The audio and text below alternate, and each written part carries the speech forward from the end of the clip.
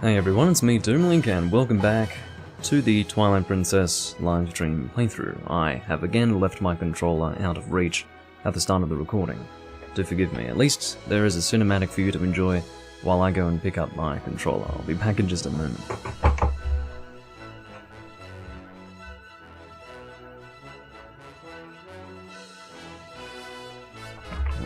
Keyboard. I'm always walking around with my keyboard, if you've ever noticed. I'm not walking around with it, but it's always in my hand. It's annoying.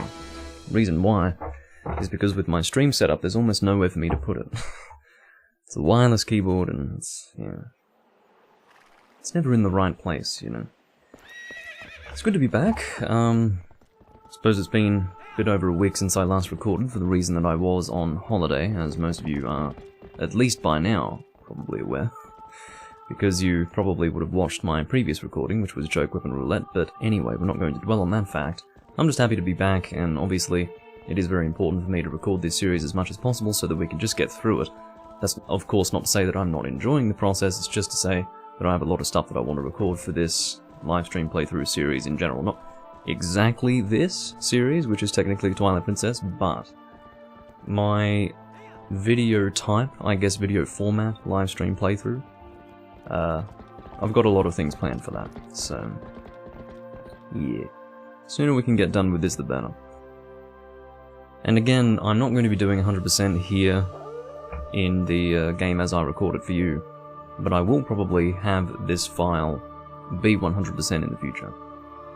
At least it's not like Wind Waker, where you've actually got stuff you can miss if you are going for a 100% run. But anyway, I'm going to pop out the chat.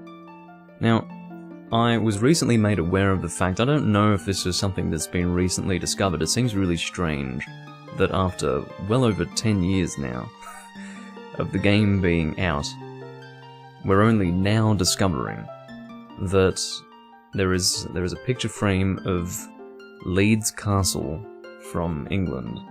I'm assuming it's England, maybe it's the UK, maybe it's somewhere else outside of England, but there is literally a photo of Leeds Castle in a picture frame in one of the shops in Castletown Market. And I never noticed it, for some reason. Maybe I did notice it in the past and I have since completely forgotten about it, but it seems to be something of a recent rediscovery, and I'd like to see it, but I'm actually at the start of the next dungeon here, which is fine. I'm always happy to be getting straight into a dungeon at the start. But that just means that I won't be able to check out that castle immediately, but I will try to keep in mind that that is something that I want to do once I have completed this dungeon, which shouldn't take me more than an hour and a half, something like that. Not really interested in the clams, you guys can fuck off, quite frankly. We are missing one heart, which isn't really a big deal. I sort of messed up my sense of perspective there. Thought we were going to be able to get past him safely. That did not eventuate. But yes, here we are in the Lakebed Temple. This is the beginning of the Lakebed Temple. I believe I have not filled this with anything here. Well, we could do that. We could go and kill this guy. Fill up our... No, wrong frickin' thing. Here we go. We'll fill this up with jelly. Red chew jelly, more specifically. Hey Chubby, good to see you. Everything is well. I'm feeling very good. In fact, I will be pouring my beverage momentarily. And there is something of a story associated with it. Not really. It's not like a lengthy story. It's a story that I can probably tell in about a minute, and it's not overly interesting. So I don't know why I introduced it in such a way. But anyway, we've got 20 arrows. We can only hold a maximum of 20, I believe, so... Oh no, we can hold a maximum of 30, excuse me. So we do have that taken care of. Can you stop dropping on top of me? I mean, he didn't really drop on top of me, but it was a little disconcerting, to say the least. Just trying to kill these things. I mean, maybe they're going to leave me alone. Oh. Okay, well, how about we just come over here, because they're concerning me. We'll go and open the door first, and then... Can you stop? Just trying to target onto that. Maybe we don't need to target onto it, and maybe we can't target onto it. Life is good, chubby. Life is very good, in fact. So what I'm going to do is, I was going to hang there while I poured my beverage, but of course these slimes want to ruin it for me.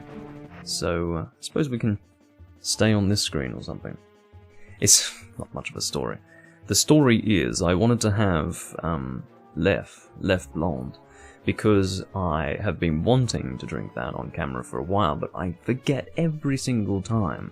When the time comes for me to go and get a beer for whatever recording I might be doing, I'm down at the bottle shop and I go and pick something completely different. I think the reason why is because Lef is a very popular beer, it's very well known, and it just doesn't spring to mind as something that I'd like to drink for a recording, but it's a great beer, and I like the glass that I drink it out of. It's my Lef Royale glass, which by the way is a terrible beer, but it is a type of Lef beer, and it looks great, so I drink Lef Blonde, Lef Radius, I don't even know if that's how you pronounce it, but Lef Brune, all of these different Lef beers out of the Lef Royale glass, because I do find it to be the nicest looking one. There are a lot of older Lef glasses that you can get, but I chose Lef Royale, personally.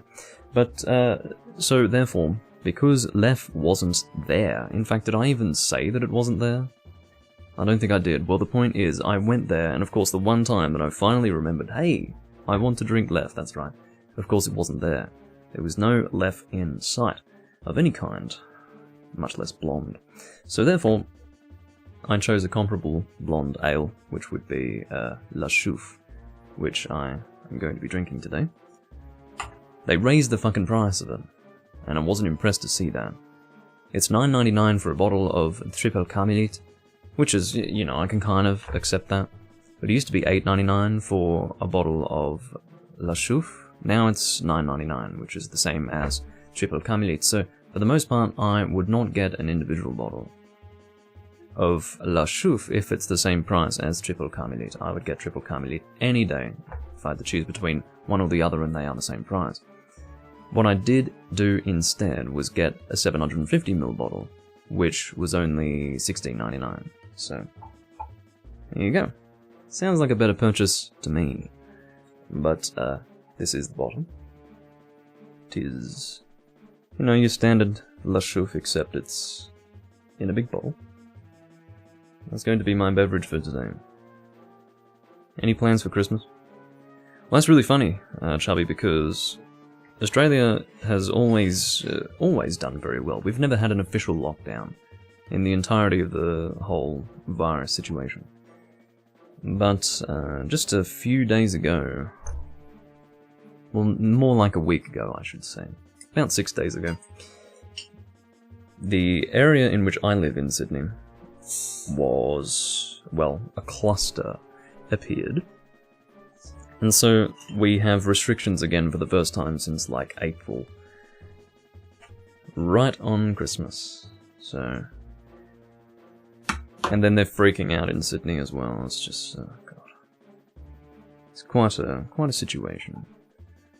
Point is that, we were not expecting to have to deal with restrictions over the Christmas period, and then suddenly that changed. In a matter of a day, basically. In terms of plans for Christmas, I don't usually do much during Christmas anyway. I'm not much of a Christmas celebrator. But, you know, just lunch with family. Whipping out my beer glass collection for the family to see and such. Not really like that. It's not like I'm going, hey, check out my glasses this year. It's not like that. I just mean that generally I like to whip out the nice beers to have. Of course, I drink them out of their appropriate glasses. But this is one of my... I suppose this is my only tulip glass at this stage, because I don't drink Duvel, I don't drink Delirium, I still haven't acquired a Golden Drac glass, so therefore this is my only tulip-style beer glass. And, that's cool, because it means that it's more of a unique experience for me. Yeah, price difference is vastly different for the reason that in the UK, naturally, you're a little closer to Europe. I believe you're from the UK. Yeah, you are. I always forget, I don't know why. But, yeah. We are a little bit further from Europe, so yes, the import costs are a little higher. Just due to the fact that you have to cross the entire... well, not the entire length of the globe, or width of the globe. Breadth of the globe? Anyway. Yeah, not literally, but you do have to go to the other side of the world, so... It's a little more expensive here, and I suppose you have to be something of a beer enthusiast to bother with Belgian beers over here. The German beers are a little less pricey, I think because they are imported in larger amounts, and so therefore they can be sold at a lower price. You'd have to be actually retarded to drink a Belgian beer in a pub, though. And I was retarded enough to do that when the Belgian Beer Cafe in Sydney was running, which stopped running last year. But it was nice, you know, you could drink a nice Belgian beer on tap, and it was really expensive to get a bottle. I mean, it was like $20 for a bottle of Pirat or Golden Jar. It was more than $20, and I'm talking 330ml bottle. 20 Australian dollars for one 330ml bottle of Pirat and Golden Jar. What else was super expensive? There's another one, also Duval Modcat, I think. That is to say the brewery, not the beer itself. Well,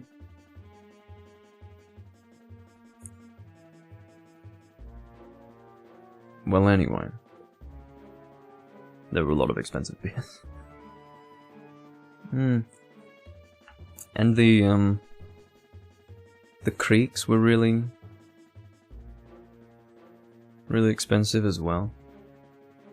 Hello, Jenny. Yeah, look at the head on that. You can see that that is the design of the glass. I mean, it's intended to... You can see right around the point where it sort of curves out. That's where the head sits. It's basically a miniature design of the... Well, I suppose the tulip design is a miniature design of the triple carmelite glass.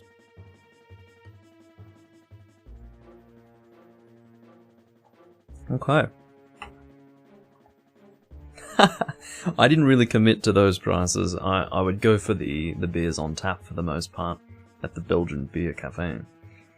Because, indeed, they were a little less pricey. Because, you know, they've got big tankards in the cellar or whatever, and they can send them up to the taps in large quantities, so the idea is it's a little less expensive. And it was always nice, so it was really cooling, especially the best experience you can ever have if you've got a tap with good lines is Her Garden on tap. It is so deeply cooling and refreshing, nothing compares to it. It is incredible. The only thing that really comes close is Triple Carmelite, which, as I say, is kind of like a double strength Her Garden. But Her Garden has a certain quality to it. Like, I'd get a big half-liter glass and just straight from the tap, just amazing. Just so you don't even know. It's really, really good. But, yeah. Playing Skyrim. Good to know, Jenny. You're always playing something when I'm recording. Well, I'm glad you're enjoying the music. That's one of the best things about Zelda, to be honest. The music. Alrighty. And of course, it's not Japanese only, it's just I happen to be playing the Japanese version. Because, I don't know, it's fun. It's fun to not be able to read anything, but I know what I'm doing in the game, so I don't need to read anything. I've got Jenny here anyway if I need help. I won't need help. There's nothing that's going to confuse me so badly that I'm going to need to actually read something. Especially considering that I just played the HD version a short while ago. Come on, you little fucker. It'd be a little faster if I didn't force myself to continue targeting, but, you know. Let's drop down. Get that heart. It's a wanted. Get away from me. You fucking arsehole. Alright, so I need to remember what we're doing here. I think we need to make bomb arrows to shoot down stalactites. That's my understanding of it. I think the first time I arrived in this room in the HD version, somewhat recently, I was a little confused as to what I was supposed to do. But it's really not too confusing. So that's where we entered from.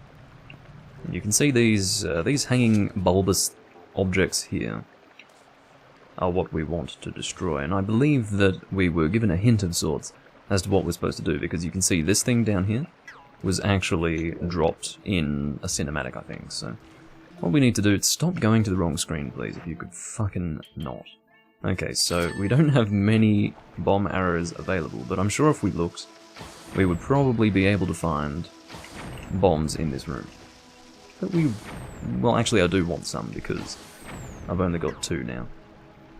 We'll go ahead and equip our regular bow with arrows, or regular arrows, yeah, with the bow, whatever. Speak English, don't we? These Tektites can get the hell out. Alright. Get that rupee. Oh, you got killed by the sun. It's one of the things that I hate about being a vampire in those games. And I don't like the whole idea of the sun killing you as a vampire. I think that's stupid. How do I say? Mythology. I think it would make more sense if a vampire were weakened in the sun, rather than burning in the sun. That's how I've always felt about it. Everyone has their own take on the myth, but... I mean, really, I don't need to kill this guy. I'm just doing it because I don't like them. Got a Tektite there. Get out.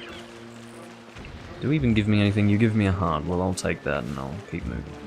It feels like I've been in this room for the last 3 minutes and I haven't fucking progressed at all. Just climb up, damn it. Get up. Right, so I don't even think that is achieving anything. No, it's not. So we just want to climb there. Okay. Got some pots here, please. Bombs. Well, generally you don't get bombs from pots, do you? You get them from chests, so... Don't know what the fuck I'm expecting. Okay. Assuming everything's fine with the recording, I didn't think too much about it. Oh, one thing to mention is that I'm pretty sure the audio levels are fine. I actually had to change something about the audio levels because I had come to realize from watching back my recording of this game. Might have been the last recording or the recording before, I really don't remember, but I did notice that the audio was distorting. Like I was getting digital distortion with the volume, which means that wherever the video and audio is being received, in the first instance that's being moved into OBS, or I guess fed through to OBS, the amplitude was too high, the gain was too high, so basically I had to go into my game capture software and drop that down. Now what that means is that it's become a little less clear to pinpoint the ideal amplitude of the game audio, but it should be fine, because I did do some test local recordings before I went live, and I seem to have it at the right level, so that's good. But basically the idea is that it's quieter on the receiving end, and then I can boost it to whatever level is appropriate for the recording. Point being that it's not going to be distorting anymore. It's like totally unnecessary for it to be distorting, it's just the weird thing is that defaultly it was at an audio level that was just too high in the capture software, so I don't know. Don't know why it did that. It's a bit stupid.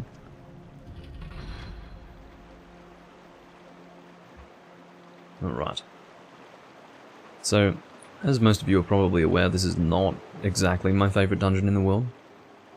Any water temple, honestly, is not good. But,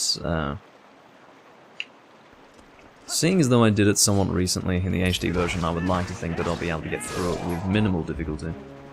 That is my hope anyway. Okay, I'll finish you off, that's fine. Get the fuck out. Yeah, okay. Do your fancy sheath, whatever makes you happy. Make our way through the door. Okay.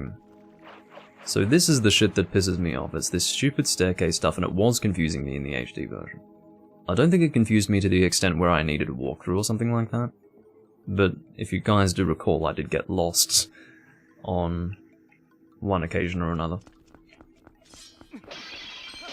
Alright, may as well get these rupees. We are sitting on 112 currently. Audio's all good, thank you. Good to know. I say thank you because I do like to know. Alright, so it looks like we're heading down first. That's fine. We've got another area down there, which I think I may as well go to now. Just trying to break my fall there. I think there's a chest over here. I don't believe it's anything important like a key, but we're going to see anyway. Jeez, do I just keep going around the perimeter like this? Yeah, looks like where we actually want to go is down in the water, so we'll do that now. Whoa, I forgot how deep it was down here. So there is definitely something here. Also, I did get bombs before. Uh-oh. Suddenly got super fucking bright. I was afraid of that.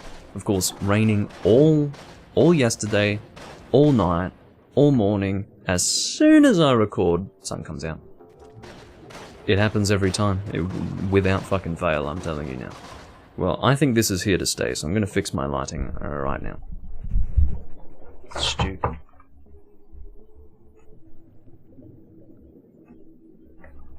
Just stupid. Okay. Stay like that, please. Don't get darker, don't get brighter. Just like that would be perfect. You jinxed it, Chubby. How about that? How about that? Well, I know who to blame now. Awesome game, ages since you've played. Play it again. It's a great game. I love it. Some people do speak ill of it, but they're so stupid. It's almost... I feel like they don't even have anything solid to pinpoint as an issue with the game. They just jump on the bandwagon.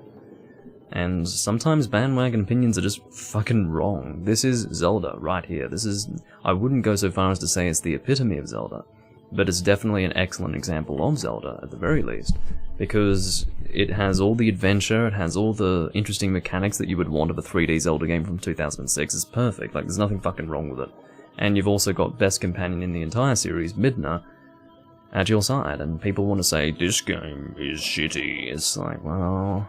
Those same people probably hail Ocarina of Time as the best thing since sliced bread, so those people can shut up. My point being that Ocarina of Time is the ultimate nostalgia glasses game. In the sense that everyone thinks it's amazing, but actually it's kind of not that great. It's fine, like, well... If you've ever seen me play Ocarina of Time, you would know that I don't think it's fine. I actually hate it, but, you know, if I'm really being honest, it's not that terrible. But, yeah, not my thing. Where the fuck? I swear to God there's a chest down here. Or at least something to destroy that would allow me to access a chest. Like, what am I doing down here? Nothing? What the fuck? I swear to God. There was something here. Whatever, I'm being attacked by fish now. Fuck off. Go away. Go! Out of my vicinity. Climb the fuck out of there. I guess there's nothing down here, and I'm going insane. Okay. If you say so. I guess I'll be using a compass later to see if there's anything down there, if I can remember. Ocarina of Time is the only Zelda you've played. It's fine. I mean, it's, you know, it's the Zelda experience. I would say that that's a good point of reference. But it's definitely not the best Zelda game. Neither across the board, nor as a 3D game. And then people who say, Breath of the Wild is the best 3D Zelda, well, the part where they go wrong with that is that it's not even a fucking Zelda game, so... yeah. Of course it's a Zelda game, Doomlink, it's called The Legend of Zelda Breath of the Wild. Yes, well... it's not how that works, unfortunately. Well, I suppose it will be how it works if the next one is basically more of the same, but... for now, I reject the notion that that is Zelda.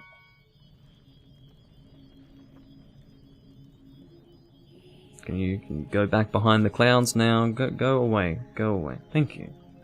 Thank you. It listened to me. But it's going to try to come out again. Of course, I'm talking about the sun. I'll try not to talk about it too much because it may very well distract you, but I do hate the sun and all the troubles that it gives me in my recordings. Okay, so we can't continue in that direction because we do need the water flowing, which means, I mean, you have to use process of elimination. It seems that our only way forward is by pulling that lever over here. I don't know why I was getting performance issues with that door opening, what the fuck. Whatever. It is running off a GameCube, never forget. So, occasionally it can push the GameCube fairly hard.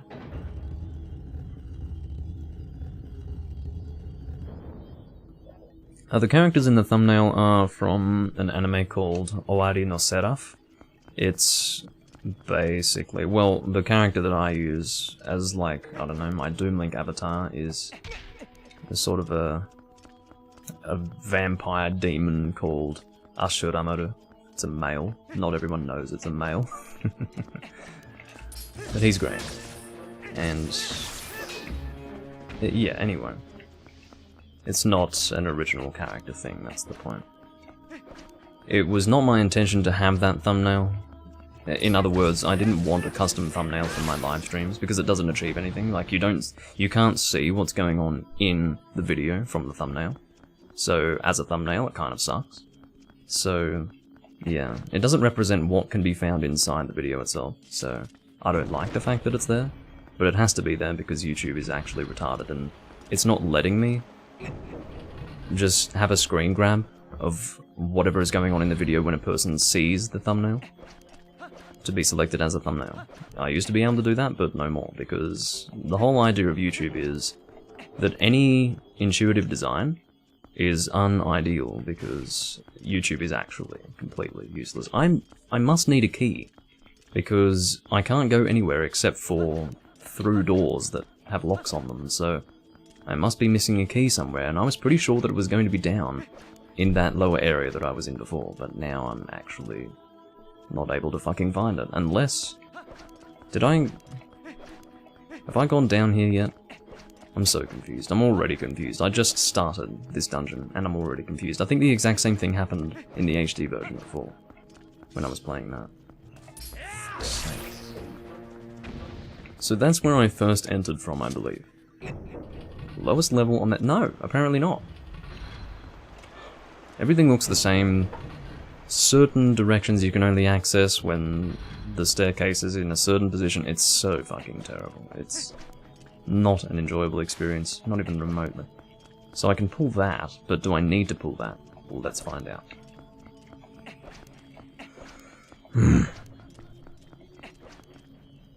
Read the Japanese. Yeah.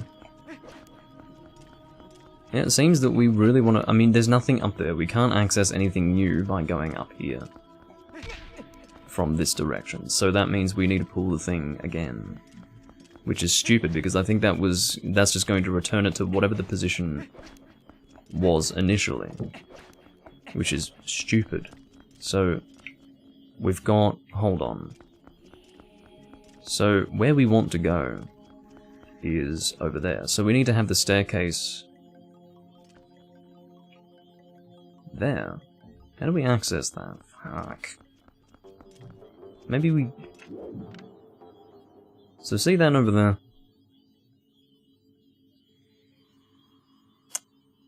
Bastard. We can't access that yet. We can't move the staircase over there. It's not gonna work. Advice on learning and retaining Japanese would probably be no different to learning any other language. The way you retain it is by using it every single day. You can apply the same theory to anything, whether it be fitness, whether it be learning something of any kind, really. But my philosophy is consistency over intensity. The idea being that it's better to do something a little bit every single day than maybe once or twice in a week, do it a lot. Consistency will always net you better results over time. So my advice would be to always, every day, for 30 minutes, work on it. And don't think that skipping one day is good enough, it's not. If you have to, I don't know, if you get in a car accident and you're in the hospital for a day, that's okay. But the point is, don't skip out on it. In terms of tricks with learning Japanese, obviously the starting point is to very, very comfortably learn hiragana and katakana. That's your bread and butter, so to speak. It will be harder to learn the language if you don't understand both alphabets very, very clearly. In the same way that you, well, perhaps not to the same extent that you can have instant recognition of English letters, but have it almost be at that level, where you can just look at them and know what they mean. It just makes reading much easier, and the easier reading is, the more easily you will absorb new words. That's how you will build your vocabulary. So... Oh, the little thing in the pot is basically our shortcut out of here. Whenever we want to leave, we can go and speak to that thing. It's in our inventory currently. It's called Uku or something like that. I don't know if it's Uku or Uka, I never fucking know, but yeah. Son of a bitch. So, what have we got?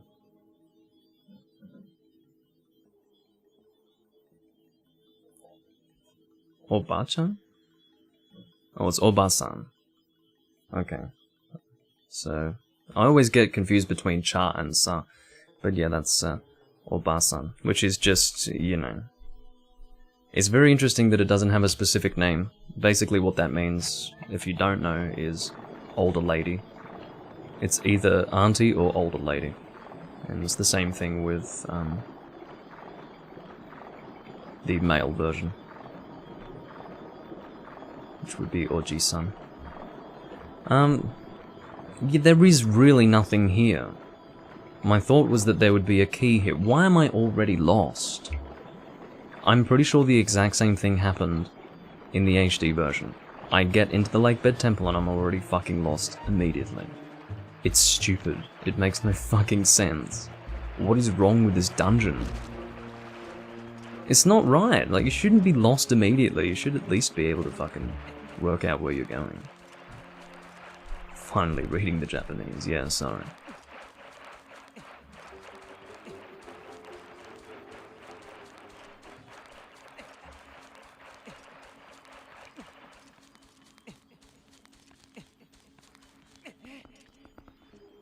That is correct, isn't it?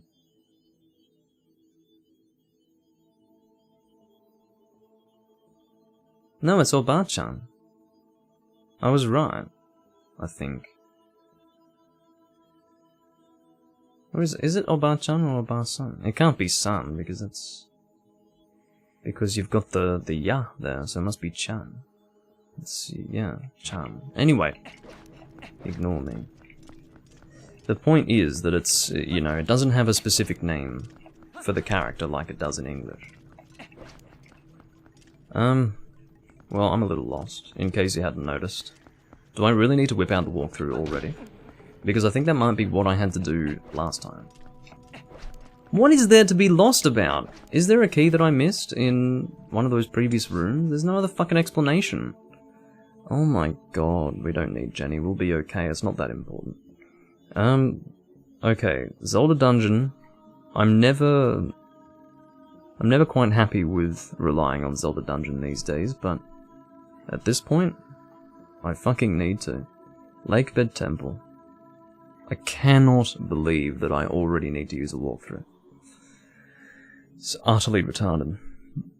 It speaks to the fucking dungeon's stupidity, not my stupidity. I mean, maybe it speaks to my stupidity to a degree, but... yeah. What? Okay.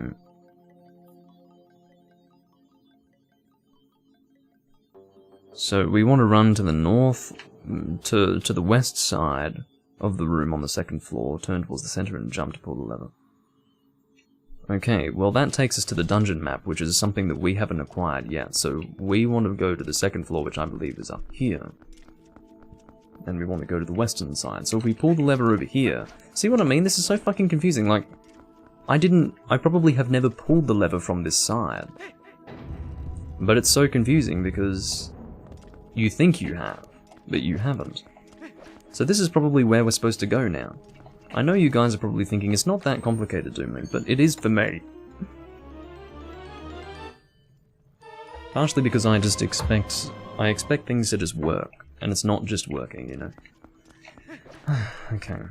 So, this is a direction we have yet to go, and I believe it will actually be a way forward as opposed to just some direction that requires the water to flow, so now that we've done that, we shouldn't need a walkthrough for the rest of the dungeon. So says Doomlink. Mr. Optimist. Now that I think about it, yes, that is Cha. So Cha... So the character is Chi, I believe. but the small ya makes it cha. I'm confused between chi and ra, I believe. Sa is that character but backwards, or at least similar to a backwards version of that. Anyways, oh, fucking hell. I don't mean to distract from the game, but yeah.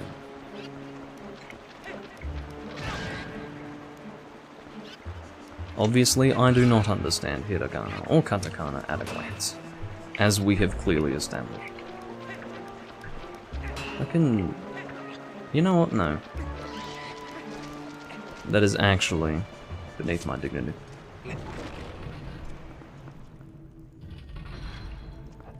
Alright.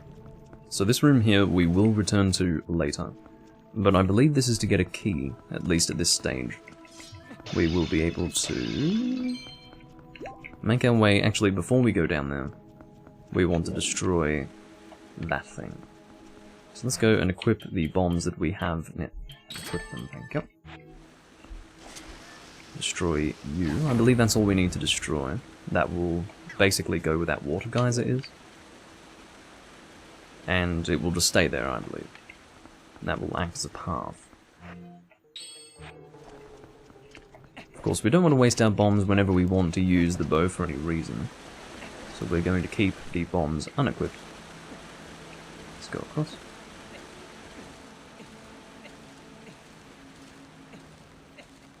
Okay, you can drop, thank you. And I believe the chest is over there. Oh, we need to do it again, I think. Is it up there? Yes. So, I'm giving myself more work by unequipping it. So maybe I'll just keep it equipped this time. There we go, and now this is going to go up and down, so... Excellent. This should be a key. Beautiful. So I just used that walkthrough to get to this direction. At this point I'm just going based off memory and based on intuition. Which, yeah, you know, clearly my intuition was not sufficient for the conundrum we were in before. It's getting a little dark again, but that's okay. As long as you can see me. That's what's important. So they actually sped up the climbing animation in the HD version to make it look really dumb. I understand that they might want Link to climb faster in the HD version. I mean, that's clearly what they were going for. However, the issue with that is that Link is doing the same animation, just at about double speed, which makes him look like a retard, okay? So what they should have done, if possible, maybe it wasn't possible, but if it were an option, what they should have done was have each climbing stride cover double the distance, and kept the animation at the same speed. I don't know if that's in any way practical, but yeah, I'm not going to go and say, well, if it was practical then they would have done it, because maybe they would not have. Maybe that's not what they were looking to do. Maybe they took the easy way out, I don't know. But it looked stupid to have Link climb extra fast. I understand that you're going for functionality, but it needs to look not ridiculous. Now I need to remember where that locked door is. I'll work it out, don't worry. I'm not going to need the walkthrough again. Have faith in me. Well, I'm not going to ask you to have faith in me because you probably won't, but... See that chest down there? That actually contained a stamp in the past. That must have been the chest that I was looking for. Oh, I see, I need to raise the water level. I'm so fucking stupid. Now I have to go up, you fucking stupid. Why don't you get some buoyancy by default unless I press the swim button? Makes no fucking sense. Go up, please. If you wouldn't mind.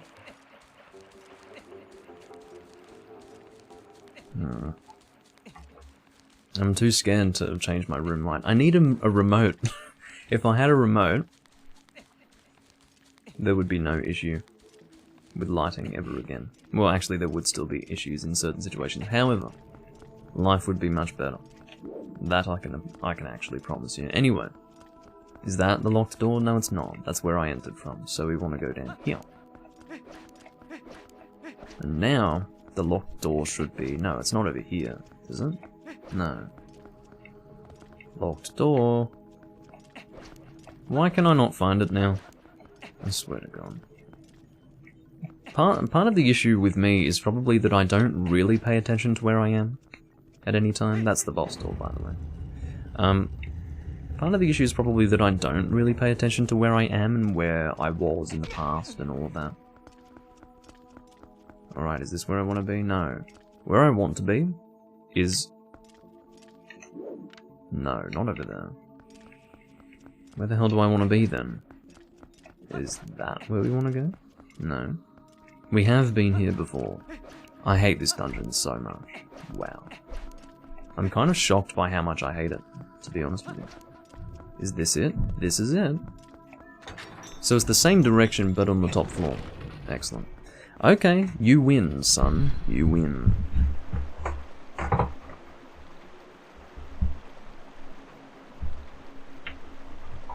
Bastard. Okay. I'm surprised this thing hasn't come and attacked me yet. It's very nice of you. As such, I will leave you alone.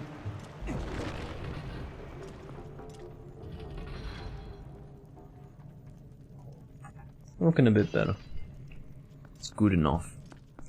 Okay. I'll take care of this tech time.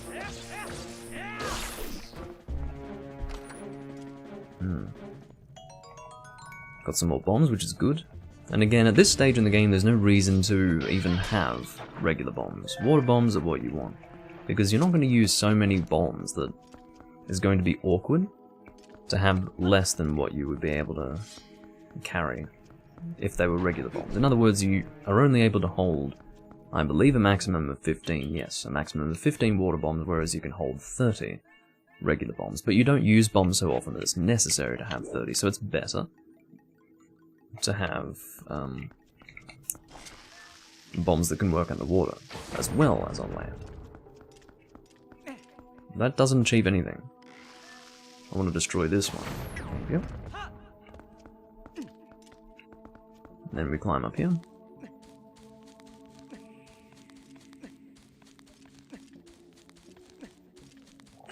If it could rain again outside, that would be great, because then I could probably hope for consistent lighting at that point.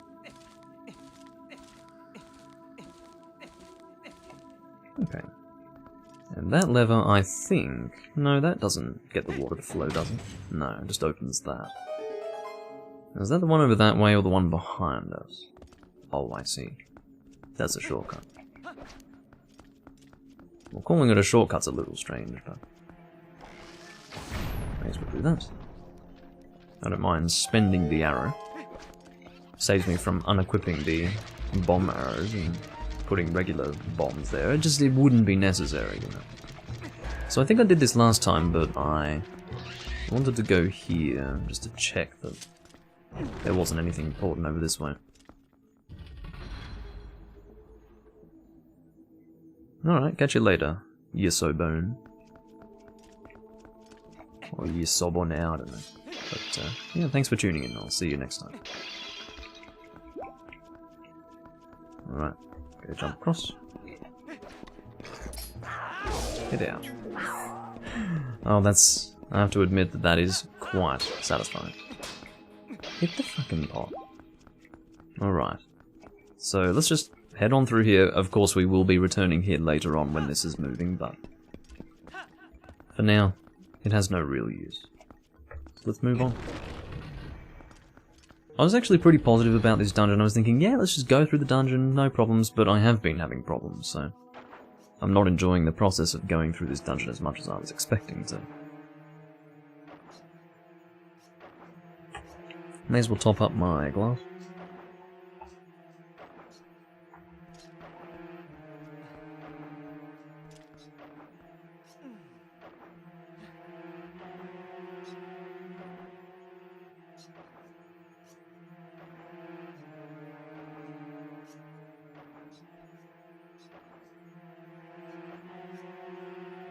There we go.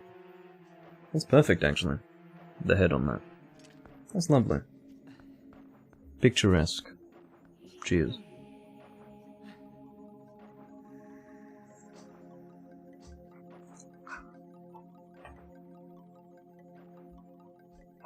I mean, it really is just picturesque. I mean, much of the experience of drinking anything, really.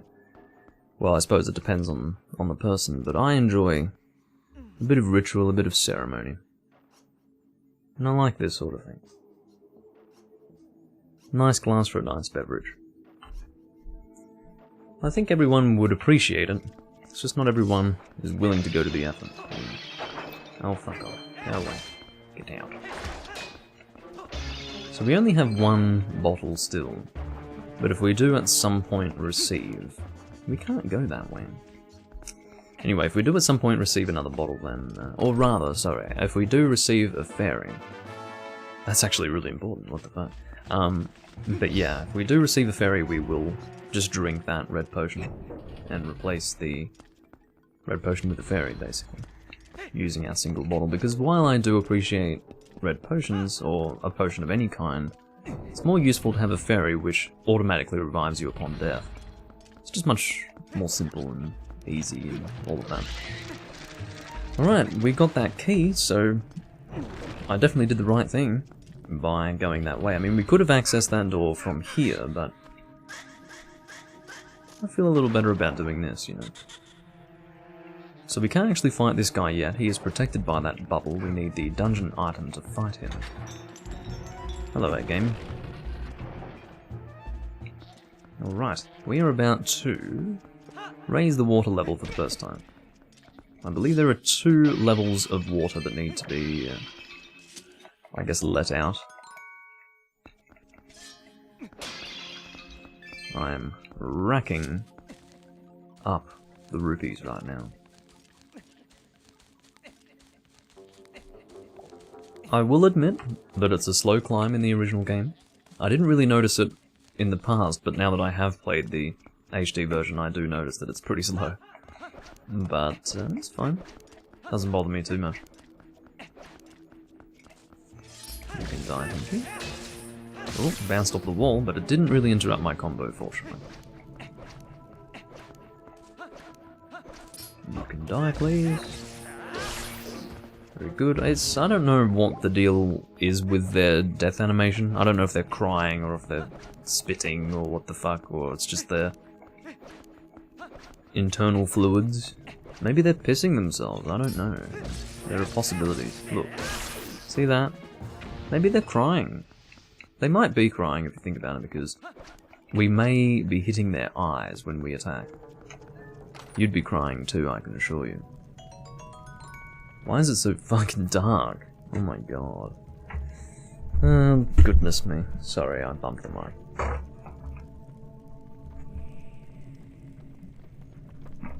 That's gonna be a bit better. It's important that you can see me. Being able to see me is an important part of the experience of my live streams, I guess. It's not essential because I do record videos where I'm not visually present, but if I am here, it's important to be able to see me, that's the idea. Okay. Of course, I'm not going to turn my nose up at bombs, because they are very useful. That chest over there we cannot access yet. I believe it's like an orange rupee or something. I had thought in the past, in the HD version, that it was actually a piece of heart, but it's actually not. Oh, you were auto-turning before, and then you suddenly stopped auto-turning. What's your problem?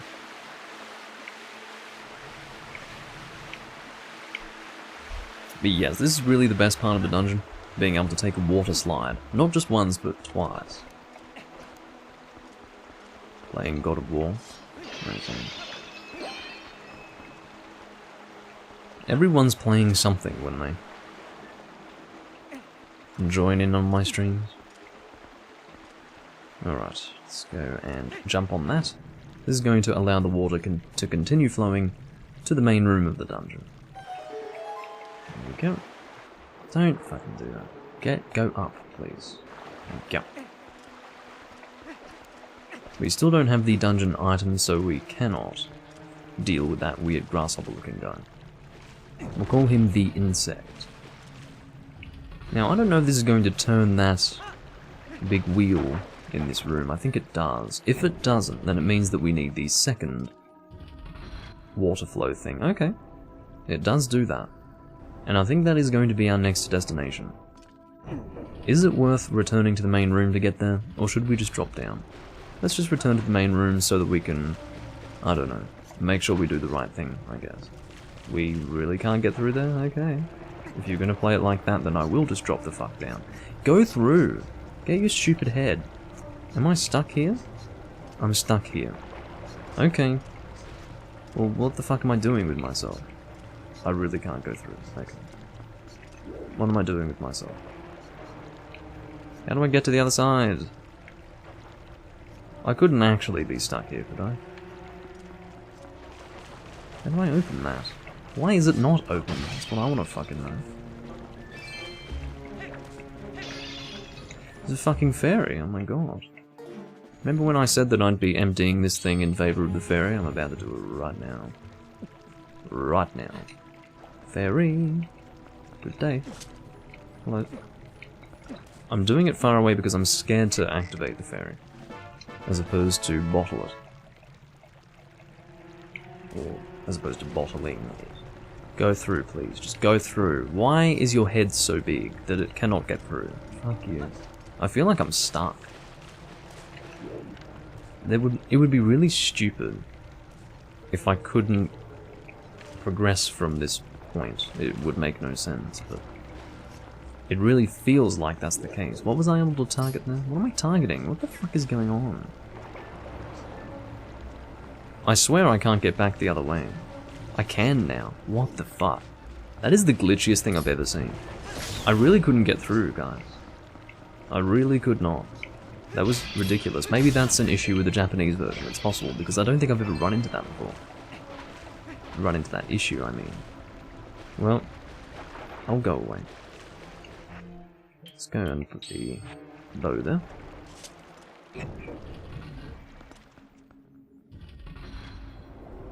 I would say that might have been a GameCube glitch of some kind. Or, well, a Japanese GameCube version glitch is what I mean to say. I could probably drop on that if I were to try hard enough. Well, that was kind of dumb, wasn't it? I think we are at the right level though. This is pretty much where I wanted to go. Keep away from me, Tech Time. He's trying to catch up to me, but he's failing. So you can see that there is a water level that can flow here. But that will be for a little later. I'm assuming this is where we want to go now. I hope it is. We're about to find out. Because if we can't progress, then it will be quite obvious that this is not where we want to go. So we've got a direction to go over there. Maybe we'll do that, because by the looks of it, that's going to take us to the boss room. In fact, I think I might... Yeah, it's best to go this way. Boss room. Mini boss room, sorry. We will go and have a look to see what's over here. Aha. A chest. I don't think this is a key or anything particularly important. I stand corrected. Okay, well, good thing I opened that fucking chest. This really should instill within you, my dear viewer, the fact that you should always, even if you're not sure, check a chest. You must be thorough. You must be thorough. Because had I decided not to open that chest, what would have happened was I would have assumed that it wasn't important, and I would have just moved on, and I would have completely forgotten about the chest, most likely. So that would have been a real issue for my progression.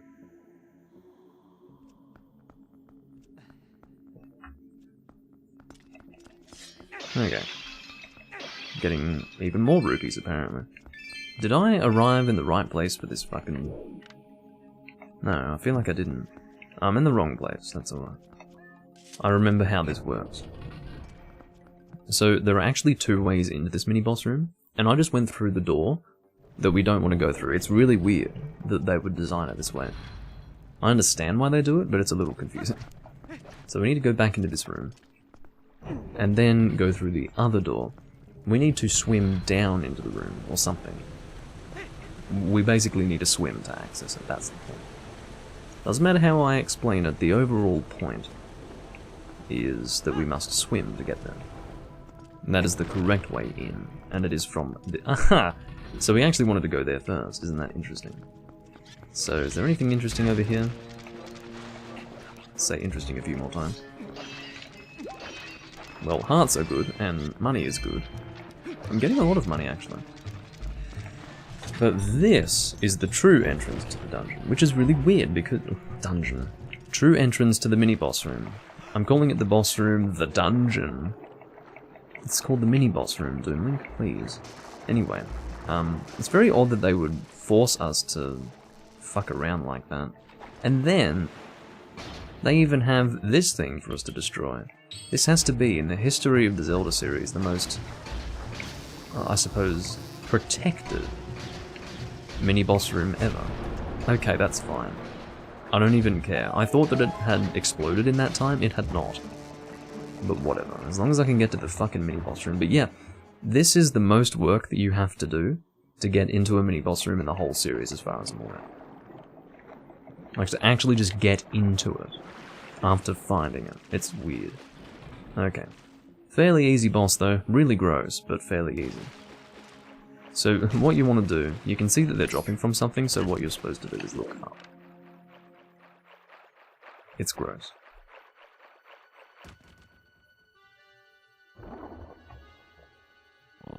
Ew.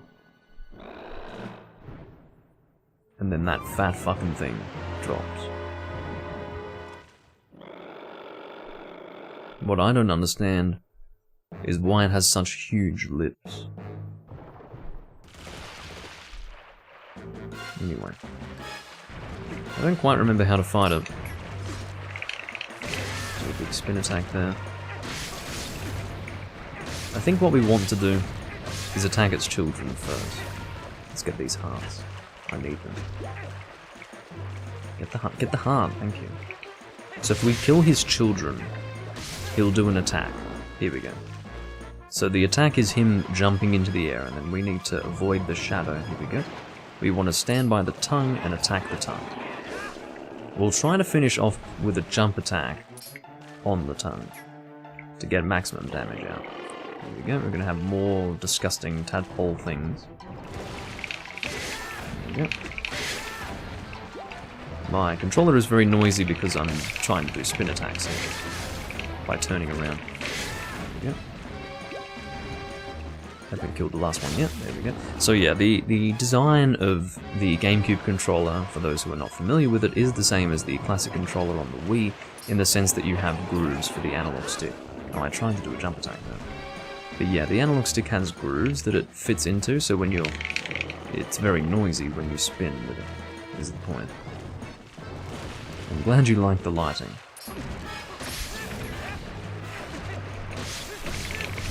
Come on. There we go. It's a lot easier to do spin attacks, not just for the damage dealt, but particularly due to the effective range of it. Okay, come on, do your jump. Whoa! That was a bit weird. Oh, I can finish it. I believe it was Todo, or Todome, so...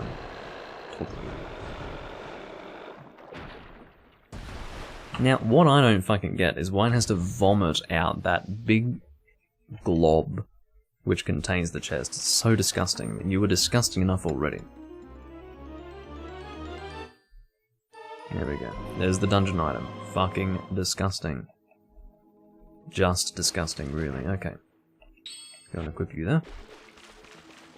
Now... how do we get out? Over there, I think. But it seems that there's something for us to target to over here as well. Well, we're about to find out where that takes us. Might just take us to some hidden chest or something.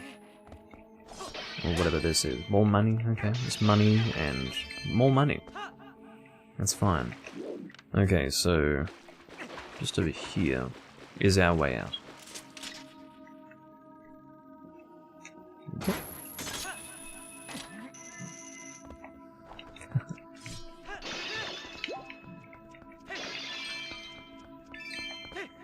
Yeah, I'm usually pretty good with multitasking. Like, when I play games, I do sometimes just listen to documentaries and stuff. It depends on how much you have to focus on the game in question. If it's a fairly easy game to play, and you're not thinking that much, then it's fairly easy to do other stuff.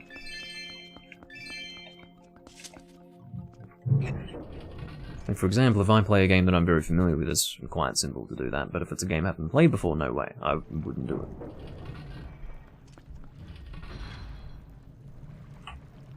Okay. So now that we have the dungeon item, we can gain access to a direction that we previously could not access. In other words, if you guys remember, there was a target that was going to act as one of the levers that we could use to turn the staircase. Basically, we want to get there. At least I think so. I hope so. Otherwise I've got no idea where the hell we're supposed to go. We'll be going over there later. We need to raise the water level before doing that. Jump onto there. Uh-oh. No. Stop. Okay. So back to the main room. My favourite little place. My favourite hangout.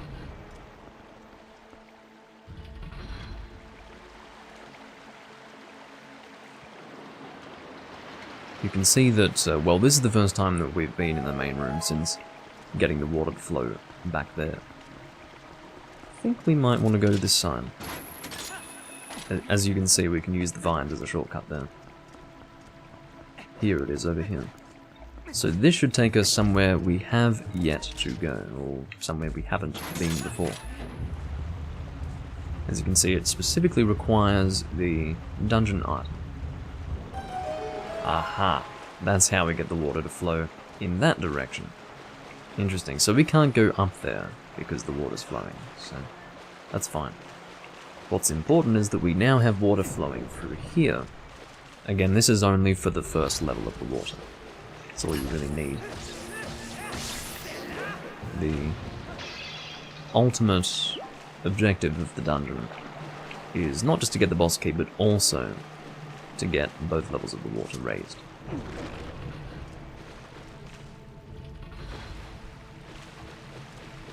Okay.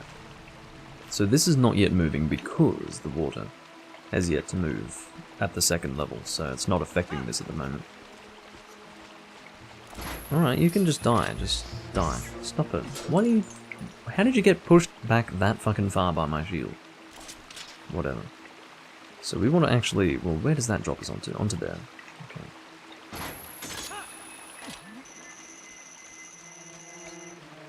Just to make sure we don't take damage from the fall or anything like that, although I don't think it would hurt if we were to do that. We get a lot more items in this game and rupees for the reason that stamps do not exist. Stamps are an HD version thing, so we don't have to worry about stamps in chests anymore. I say anymore because, of course, the last time I played was in the HD version, so... Instead of getting stamps, we get bombs, rupees, things of that nature.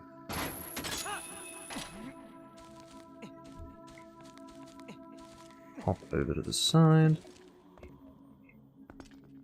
And now that we're up here, I believe we can claw shot onto you.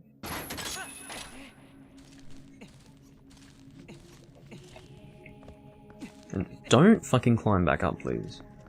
We want to go through here first. I can't quite remember. I think this must give us access to the water.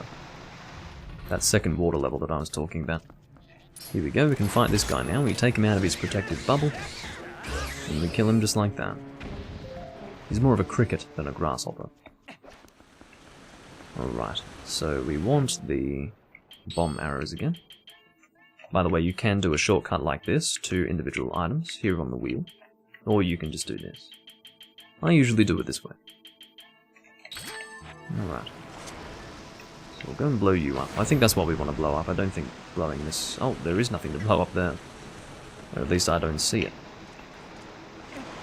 Alright. Head up here. This takes us over to here. And then... Is there really nothing to blow up there? Yeah, there isn't. Odd. Die, please. Shield you. There we go. Stop crying. Take responsibility for the fact that you're attacking me. There shall be no tears, creature. Yeah, GameCube version is always the definitive version, for the reason that it is more natural to play a game like this with a controller than with your arm, and, well, with your arm. My meaning being with a Wiimote that requires more arm movement. It's nowhere near as bad as the, whatever it's called. Wii Motion Plus in Skyward Sword, obviously, but still not that great, you know. Oh, I think we can hookshot to something to get over to the other side. Claw shot. I say hookshot thanks to games like Twilight Princess and Majora's Mask and such. But, and also Wind Waker, incidentally. Alright, catch you later, chubby. Thanks for watching. We are heading to the second level. Ugh, keep away from you. He's gonna fuck with me, isn't he? I know he is. Can we get across before he attacks me? No. No, we can't. Oh god, I hate you so much. Just when I was going to let you live. You fucking asshole creature. Okay. You've asked for it. It's fine.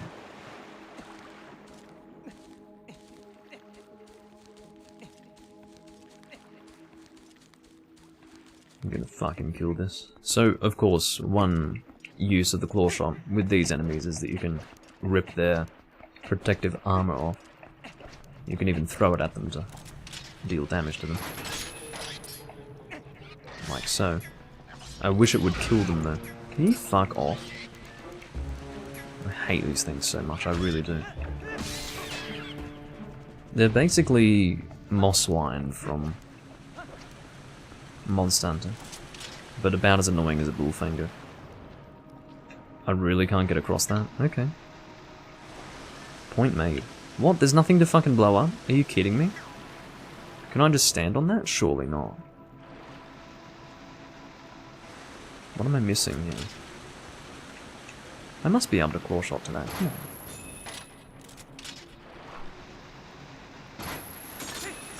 on. I almost got pushed off.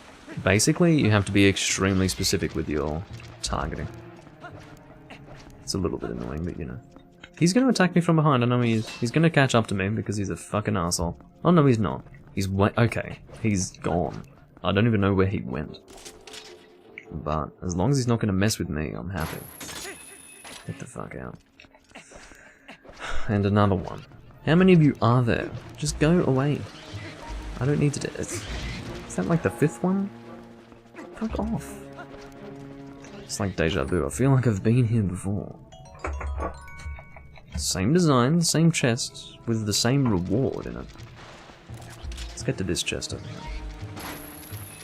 Alright, fine. Oh my god, you're really asking for it now, aren't you? Yes, you are.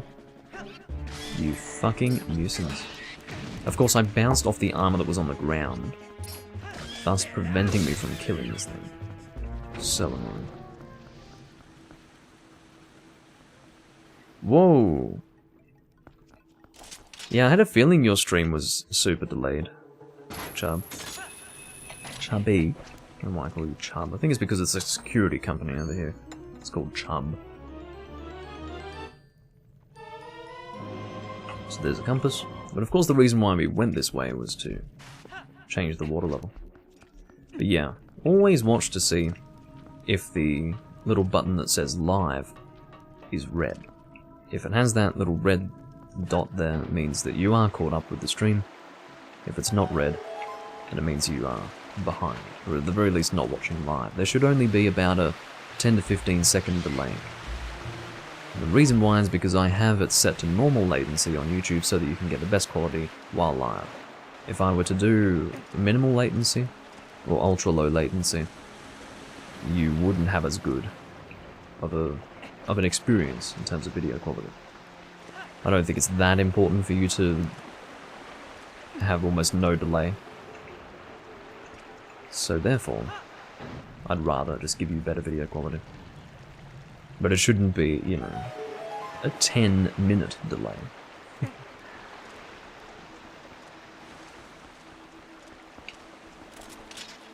Well, I suppose you ended up missing a lot, Chubby, if you were that far behind and then you caught up suddenly. Hit that like a thing. But yeah, you probably worked out that you were really far behind based on how long it took for me to respond to anything that you would say. So now that we have the compass, we can see wherever the chests are, and we need to make sure that we don't miss the boss key, but I think I know where it is. I think it's around here somewhere. Could always be wrong, but yeah, it's not one of these chests here. Of course, the compass does not tell you which chest specifically is the boss key chest. It only just tells you if there is a chest present, whether it's a small chest, large chest, boss key chest, etc.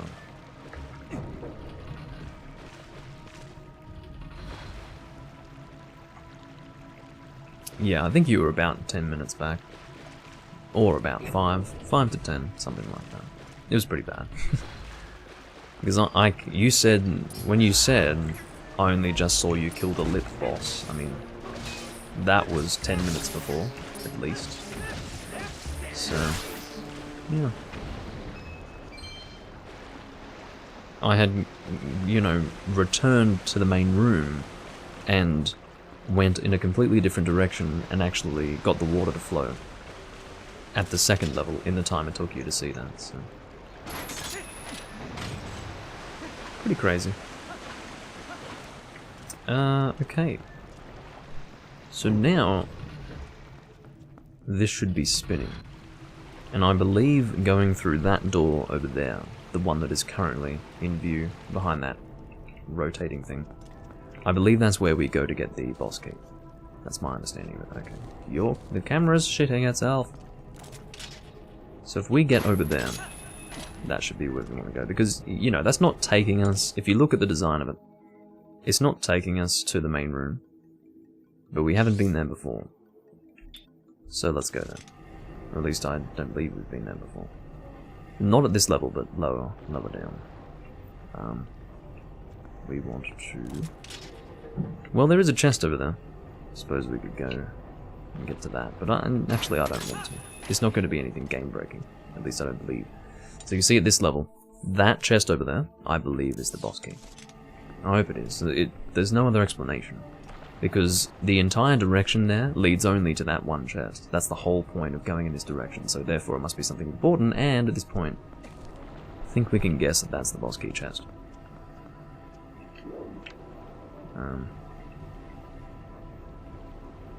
Need to work out where I'm going from here. This is a bit shit. Okay, I see what we probably want to do. If we head up here... this is not too helpful. This isn't taking me anywhere. Don't go down. What the fuck is your problem? Can you not? Alright, just end me. Take me back. Take me home. Alright. So from here, we'll go here. We actually want to get to those chests. That would be good. How do we... This is really frustrating. I don't know how to get... Okay. I did this in the past. I somehow got to that thing. I don't know how I managed it. I think I can make the jump, you know. I think I can make it. I didn't quite get it there, but I think I can make the jump. So let's try it one more time. The idea is that I want to drop down onto one of those rotating things, if possible. This might be really stupid.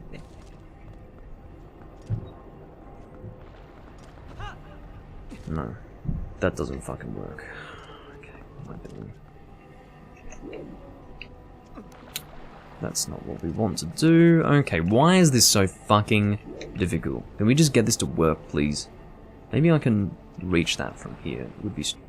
Can you not? Says Link. Shut up. Stop screaming. Stupid cunt. Alright. So maybe... yeah, well... I don't know if you guys can see this, but it's really awkward, this part of the game. It's really awkward. Alright, I think I can see something that I can land on. I'm gonna kill myself at this rate. Not, like, actually, I just mean in the process of trying to do this right, I'm going to end my life. So let's drop down onto that, shall we? Don't roll off. That was a bit fucking dangerous. Get up before you get thrown off by a keys. Get more rupees, thank you. Alright, so now we can actually target onto one of these things. Excellent. And we want to go that way, yes. So if we can target onto that, or claw shot onto that. Come on, come on. Yes. Now we're going to stay here. We're going to rotate all the way around. Hopefully without being attacked by our keys. I don't have too much faith. Oh god, keep away from me, please. I do not want to get thrown off here. That would be extremely annoying. No, no, no, no, no, no, no, no, no, no, no, no, no, no, no, no. Fuck off. Stay away from me. I'm almost at his mercy. There we go. Hearts are very much appreciated at this point. Go around it, please. Alright. Okay, now here, I believe, once we get through this sort of maze in a way, we will get to the boss key chest. I don't quite know where we're going, we'll work it out though, it's not too hard to work out. Going through here. No, not here. We'll go up from here. This takes us to the surface over here. Well, there is a chest here, but I don't think it's the boss key chest. Ah, I think I see now. I see. Yeah. So there are two levels here. Both, one contains a chest and one doesn't, in a separate room. That is where our chest is. So see how we've got a chest here in this room? And it's not in the same place when we dive down here. Where it actually is in that separate room. I don't know where the fuck we're going, to be honest with you. I'll get there eventually. Eventually. Just can't quite remember where the fuck we're going. If you can hear my controller, it's because I have to repeatedly press A to actually get to where I want to go. Actually, we can get to that other side. Get up. Go up. What the fuck? You are so not responsive. Why is that being designed in that way? I don't even know where the fuck I'm going, to be completely fucking honest with you. What's in here? Am I going the wrong way? Probably. I don't know where the fuck I'm going in here. Remember when I said it's kind of like a maze? This is why. It's completely unintuitive. Completely. Alright, go up there, or something. Is that going to get me to where I want to be? Probably. Oh, hello. Well, we'll try blowing that up, but for now we'll go up here. Okay. Let's blow that shit up. We need to have the... oh god, I'm being attacked. By a bombfish, actually. Look at that. Just fuck off. I can't really attack you with a sword, at least not here. Alright, get your fucking boots on. Get your boots on and I'll attack you. I don't really need to use you as a bomb. I mean, I'd like to, but you know, it's really not great. That's going to be blurred. Hurry up. So that's where we want to go. Da-da-da-da-da-da-da. Go in. Don't be attacked by the stupid fish thing. I do not have an air limit. You forgot PayPal converts to Australian dollars. Don't know why you're apologising, it's not a big deal. Oh dear. But yeah, there is no air limit for the reason that I'm actually using a tunic, that allows me to breathe underwater. In fact, it's something of a requirement to actually access the Lakebed Temple. How it works is well, the reason why it's required is because the Lakebed Temple is very, very deep underwater, and you just wouldn't be able to access it with the breath limit that does, in fact, exist regularly for Link's, I guess, regular tunic form. Now, do we want to continue this way, or through here? Ah, through here. This is where we want to go. This takes us to the boss key, I believe. Just go, just go. I wish that you could be a little more compliant with whatever I'm doing with my fucking controller. Okay.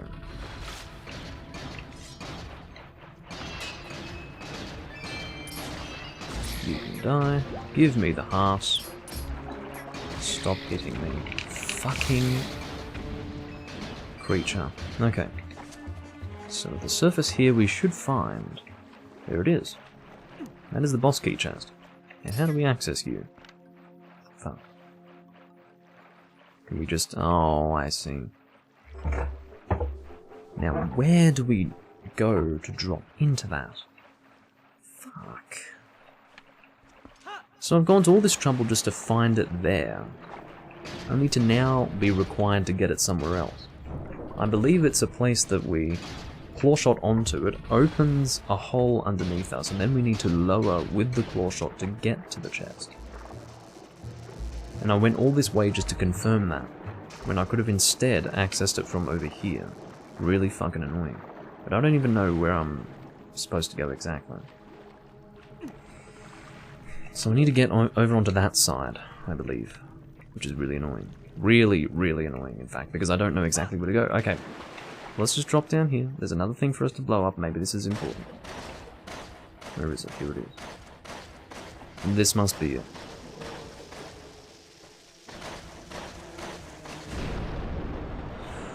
Whew. Bit of a wild goose chase in here.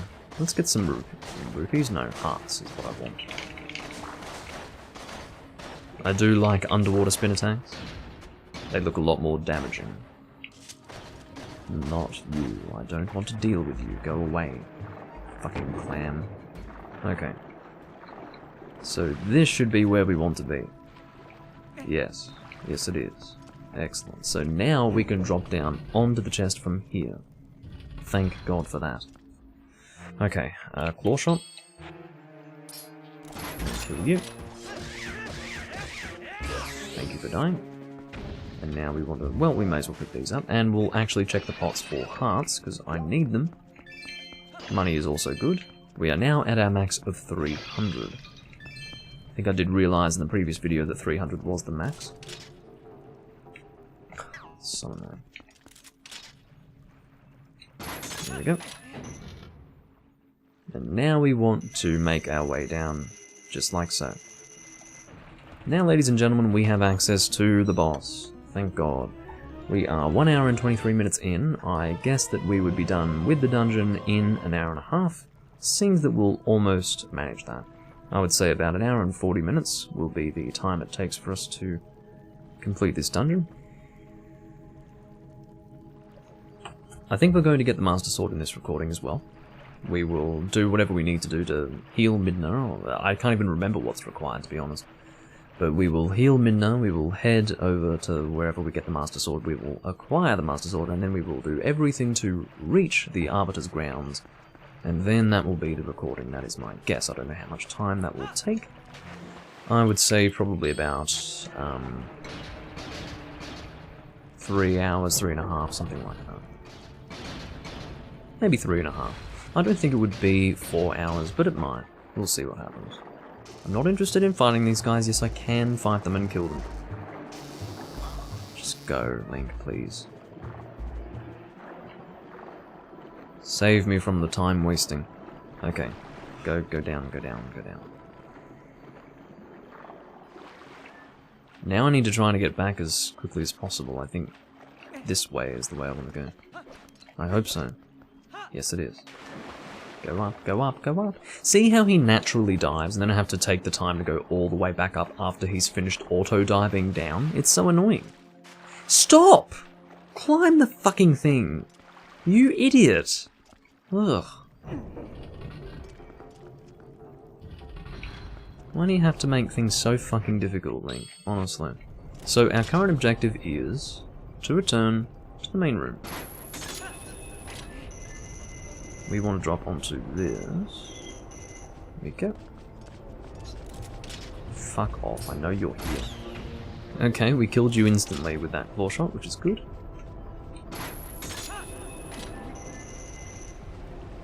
Okay. Stay away from me, Keys. Fucking thing. Okay, so I don't know if we can drop onto anything over here. I think I can see what we want to do, actually. We can claw shot to those vines from this place over here. Stay away. Stay away. Stop. Fucking Keys. What happened? Nothing hit me. Oh my god. So annoying. So annoying. Are you kidding me?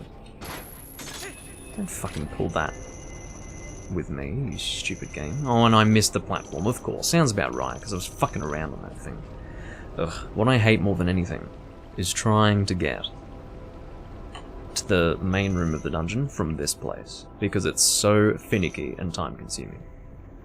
Very frustrating.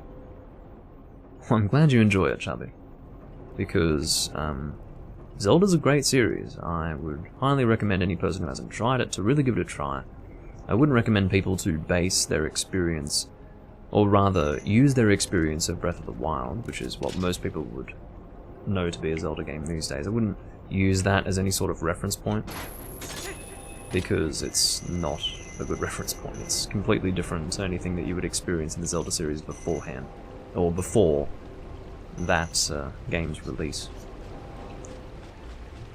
So, you need to keep away. Fuck off. Go away. Stop. No. If you fucking knock me off, I'm going to lose it. But yeah, Zelda is great. Really good.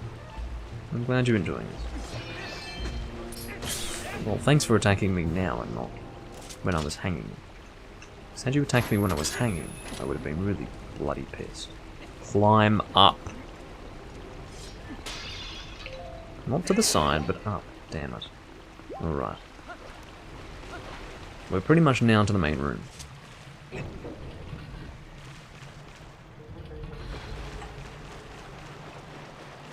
In we go. But yeah, Breath of the Wild, not my thing. Might be some people's thing, in fact probably most people's thing, but not my thing. And this is Zelda right here. This is the Zelda experience. Has just the right rigidity. It's almost like comparing modern Monster Hunter to traditional Monster Hunter. Very similar sort of thing. And this is the way Zelda should be. I don't like this dungeon, I'll be the first to admit that, but you know. Aside from that, go up. Alright.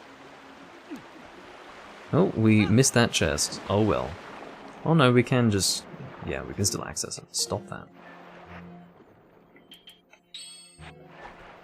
See what it is. This was a stamp in the HD version. I think it's a rupee here. Yeah, it is. Can't carry it, so it's going to be placed back in the chest. And now we can go and say hello to the dungeon boss, who is in the door just over here. That requires the boss key to unlock. We now have the boss key, so we can indeed access the boss. Got some hearts and a fairy in case we need it. We don't need either the hearts or the fairy, so we can go straight into the boss fight. This is the last boss fight that we need to complete to acquire the mirror shards, not the mirror shards, the fused shadows. After this we will do a few preliminary things, and then we will be beginning the mirror shard quest. So we're almost at the halfway point of the game, basically. Here we go.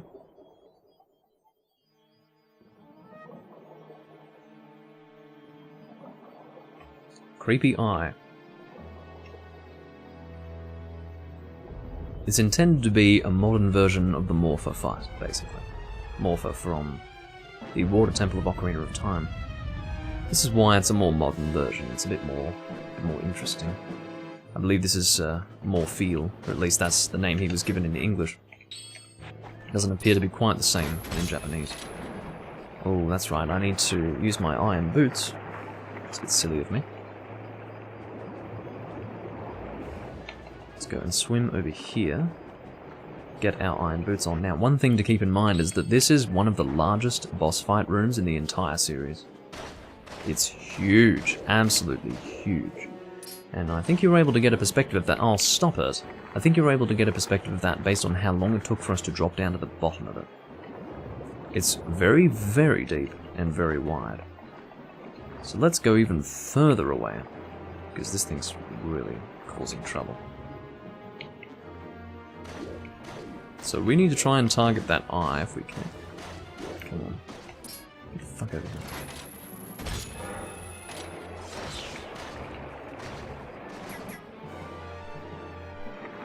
What are you doing? Oh, I see. Now what's really frustrating is that we missed our first opportunity because we had actually successfully claw shot the eye to us, but because we were not using the iron boots, in other words, we didn't have 2 feet firmly planted on the ground. Because we didn't, we were not able to swing our sword at the eye. Stop, stop, go away! I can't move fast enough to avoid that. I really can't. And now that he's got those fucking fish... Ugh, it's really annoying.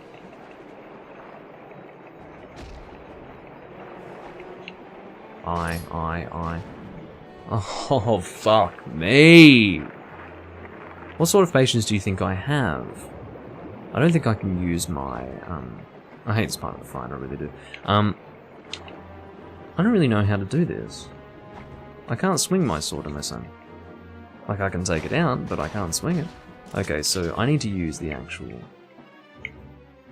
free aim. Here we go. That's how you do it. You don't want to be targeting it unless you're assisting the target system with free aim. You can target more specifically if you're free aiming, basically, is what I'm trying to say. Once you've acquired your target, here we go. Then you can do the damage needed. Oh, he actually bounced back onto me, which was very good. Okay. Yeah, very atmospheric. Really fun fight, actually. Here's the second part of the fight. Kind of similar to what you would get with Mulgera from Wind Waker.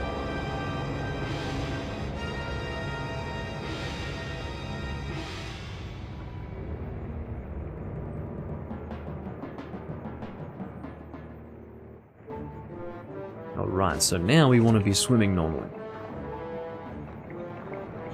We don't want to go in front of the mouth. We want to try to get above. And we want to claw shot to the eye. Should take us there. Then we grip onto the back. Attack the eye like that. The thing is, this probably looks pretty cool and interactive even now, but I'm telling you, when this game came out, this was amazing. This was amazing. Just, ugh. It took Zelda to new heights, I'll tell you what. Because I have been playing this game since it came out, and had a big effect on me. Had a big impression on me. Left a big impression on me, anyway. If I can get away with killing this boss without needing to use a fairy, that would be great. Okay. Don't know where you are. Where are you, baby? Uh-oh.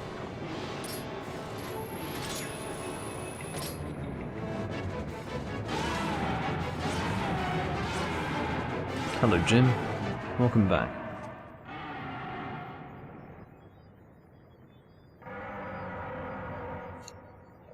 if you're going to buy this version of the game in January, how does that relate to modding your Wii? Or do you just mean you're currently modding your Wii, and that's separate? Oh. You're modding your Wii some...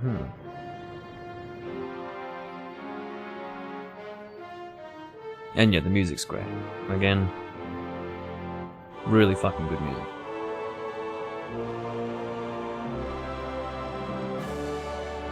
The boss fight music of all the games, really, in Zelda, is really good. The best boss theme, however, would be the Majora's Mask boss theme. Just so good. So good. I love this one too, though. I certainly haven't tried fish fingers in custard, and I will not be doing that anytime in the future. But Jim, I wonder what's going on with you. Why do you feel the need to mod your Wii so that you can get the GameCube version to play on your Wii? Maybe it's because you don't want to pay the ridiculous price for the European version, and you might have a European console. Which is understandable, I guess. I'm not sure what you mean, Jim, because you can get the NTSC GameCube version. That's the cheapest version you can get at the moment. Or maybe the Japanese version is slightly cheaper, I'm not sure. I have the Japanese and the European version. I don't have the NTSC version, but how it worked in the past at the very least, and usually how it works with all games, is the collectability goes from highest to lowest, European, NTSC, American, and Japanese. Some things are more collectible in the Japanese format as compared to the American versions, but yeah, you can get games pretty cheaply from Japan, because they are not in as high demand unless they are specifically good as collector's items, like for example, Twilight Princess, which you can still get fairly cheaply, but my point is that... Oh, you want the Japanese version? Okay. Yeah, I have two, obviously. I have two GameCubes. I have a European GameCube and a Japanese GameCube. I have the GameCube Game Boy player for my European GameCube, and just, you know, standard GameCube for Japanese. But, of course, my European GameCube is the one that I had back when I got this game when it came out, whereas my Japanese GameCube I got somewhat recently.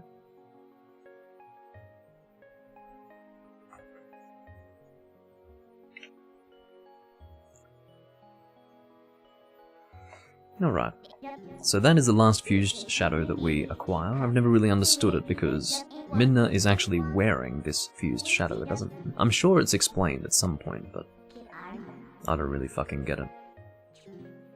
Because if she's wearing it, then why did we have to acquire it? Doesn't make sense to me. Maybe it just looks like it. It's not actually it.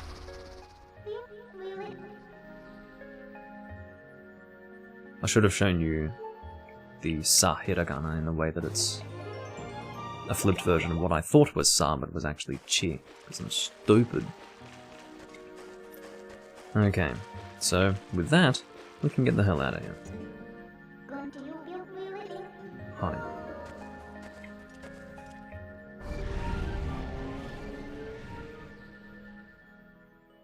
Yeah, makes sense, Jim, although I would recommend getting a Japanese GameCube because it is fairly cheap.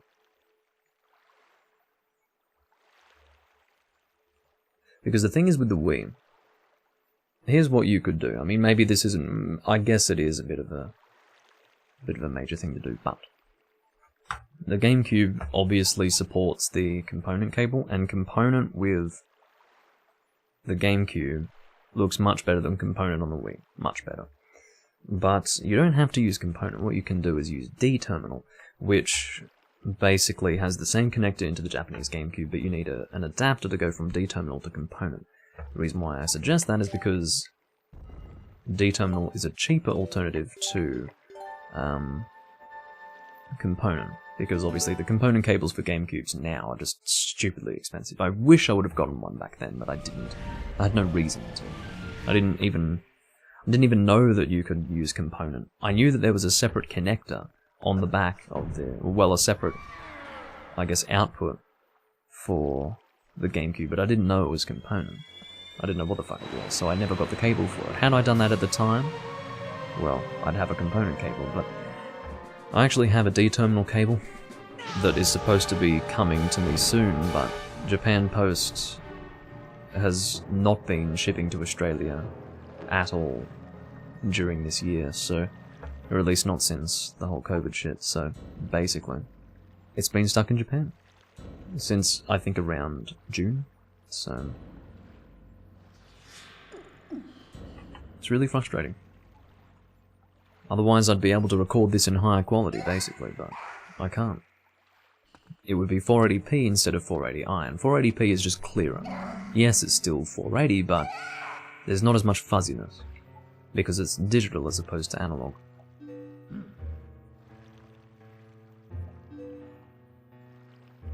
Zant has made his appearance, and he's going to harm Midna, from what I understand, from what I remember.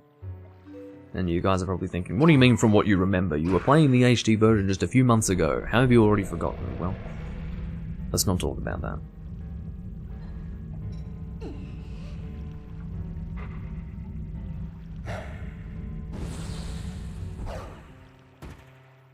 So our wolf form is something we have to deal with again, but the way in which we return to our human form this time around is by drawing the Master Sword, I believe. That's the way this differs from our previous, I guess, wolf mode sections of the game. I love this part where he reveals his mouth. Because the thing is, I mean, I was talking about this in my recordings of the HD version, but Zant was a very intimidating character until they turned him into a total joke in the future. And the reason why, I guess, is because they wanted to reveal his face, but his face looks so dumb that you can't really take him seriously anymore. But with just his mouth revealed, he retains all of his intimidation factor because it's really weird looking, it's really creepy. And it's just, yeah, it's fucking weird. Because of that, just the, look at that, the saliva, the teeth, that cut in the mouth, like it's just, but then, and then the smoothness of his face to contrast with the extreme appearance of his helmet, it's just, you know, he still retains the intimidation with me. And then of course they turn him into a total joke in the future. So I don't need to go over that again, because I talked about that at length during my HD version recordings, but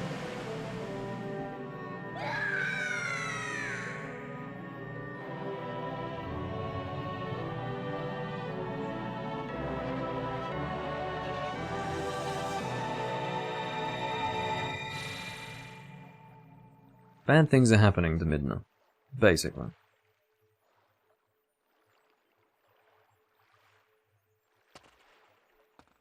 What? The wolf is gone. Yes, he is.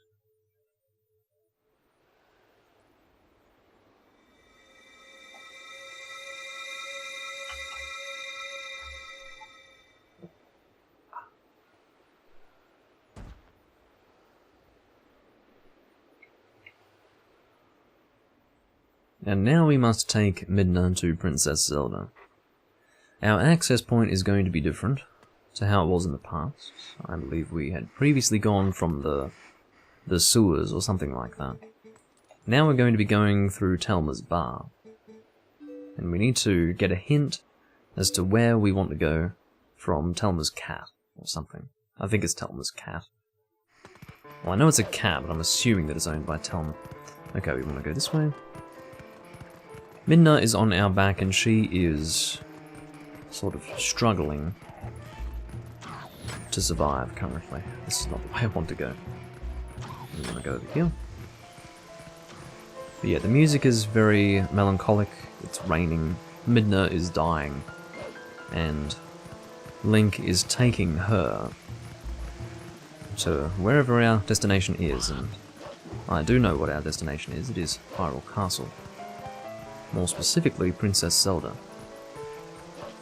who is going to offer her life essence to heal Midna. But not so much of her life essence that she's going to actually die. She sort of submits herself to Ganon's might, because her strength fails her, given that she's offered it to Midna. I think that's how it works. It might not be quite that way, but... yeah. Cross the bridge into Hyrule Castle town. And we are, of course, heading for Telma's Bar.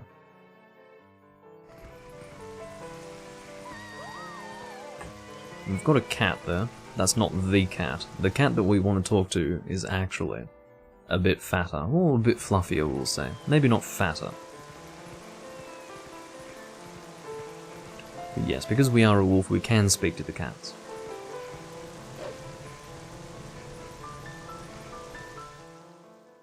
Before we head to the Arbiter's grounds, though, I mean, we will take care of the Master Sword first. But before we head to the Arbiter's grounds, and we will have to return here anyway so that we can speak to Telma in her bar and establish the fact that there is a guy who wants to...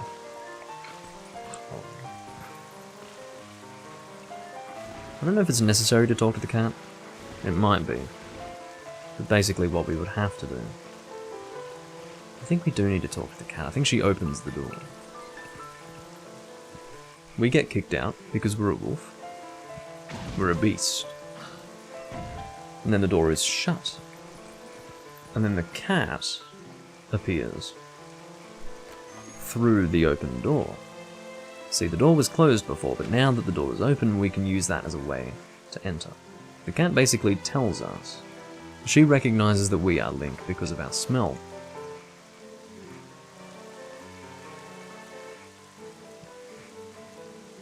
Thank you, Chubby. Catch you later, and thanks for watching.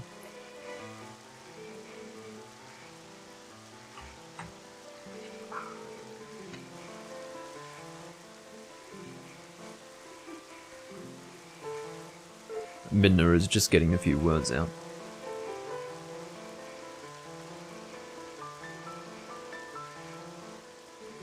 If you think about it, there is way too much water on the ground here. It's like 2 or 3 inches of water, what the fuck?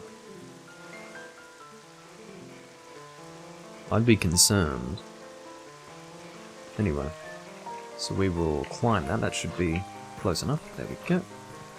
And we head up through here, and now we have to do a bit of tightrope walking, but it's not... It always looks harder than it actually is to do, because if you see, the tightropes are quite, you know, narrow, that's why they're called tightropes. But there's no... there's nothing that you have to do to properly cross them. All the work is done by Link, and it's not a difficulty at all. But I believe it's slightly different in Skyward Sword from memory. I believe you have to tilt the Wiimote stupidly, so that you don't fall off. In this game, no. You just walk across. So this is one of the mini-games that you engage with in Twilight Princess, and it's one of the more time-consuming aspects of a 100% run in Twilight Princess. This is Giovanni's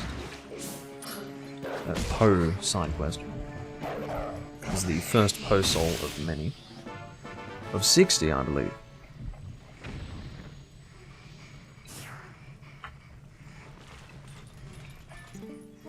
And we have to be in wolf form in order to engage with this guy, because we first speak to him as a wolf. So therefore, whenever we talk to him as we complete his quest line, we must be a wolf, because he obviously wouldn't recognize our human form. We want to drop down into the chest, which is basically a hole that leads to the sewers that we were in the past. It's just we are accessing this from a different area. Fuck off, in it. Anyway.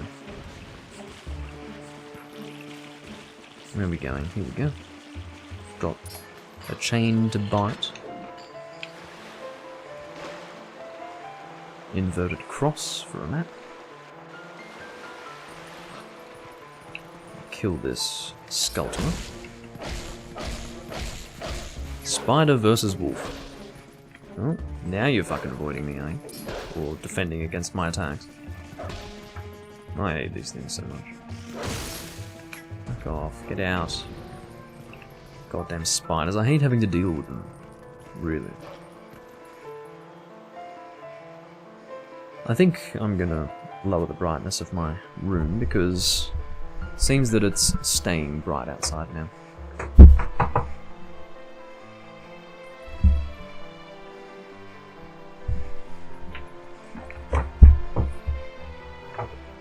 Alrighty. Oh. But yes, as you can see, it's a little more balanced now.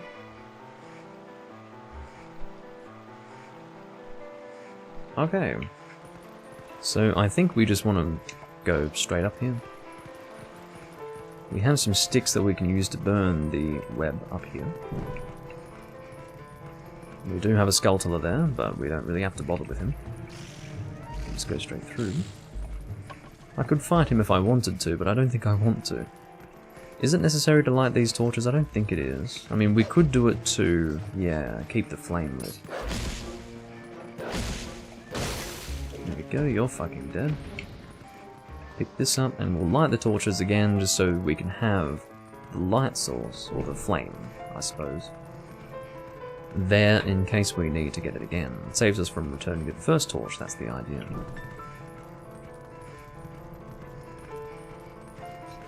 Can we run with this out? No, it throws it.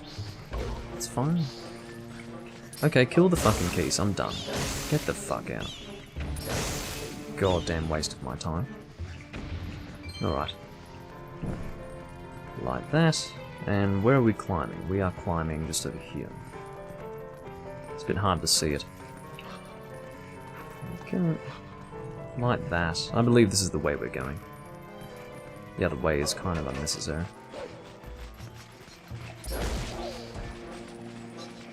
I hate how he lies on the ground forever, so that I can't attack him.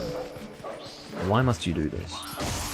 I was off target the whole fucking time because he doesn't reorientate himself unless you pause your attack, which is frustrating. Okay. I'm just gonna leave you there, I really am. Fuck you, asshole.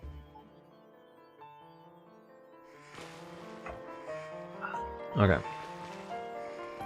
Onward.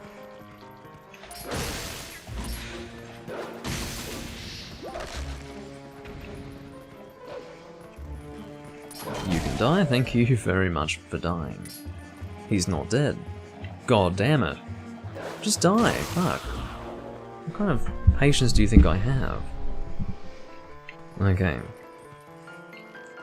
Tight ropes again. Not difficult. Just cross. This guy can shoot you, I suppose, but don't knock me off.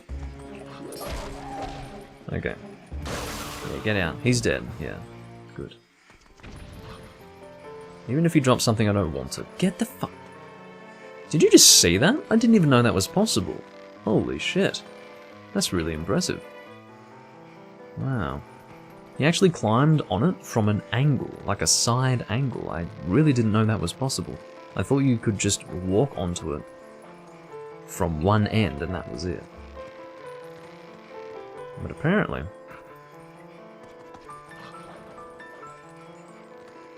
you can actually climb in the way that I just demonstrated.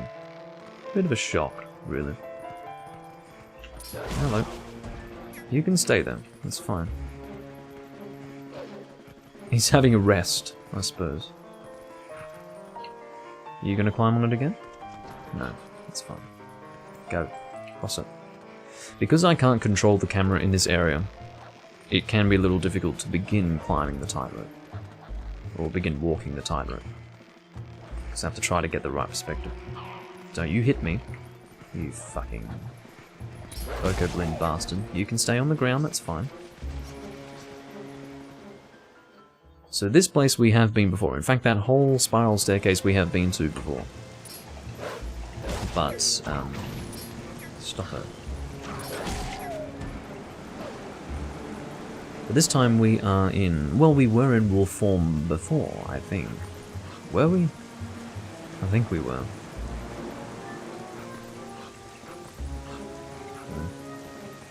Sounds about right. I don't care about the bird creatures. I really don't care about the bird creatures, actually. It's not a minor thing.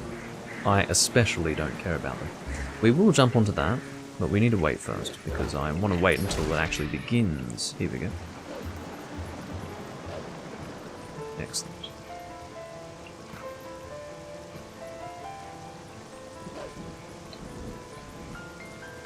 Stay up here. Mr. Bird, creature, can do that if he wants. You can tell that we're no longer in the realm of Twilight, because if we were, those bird things would be those strange trumpeting Twilight creatures instead.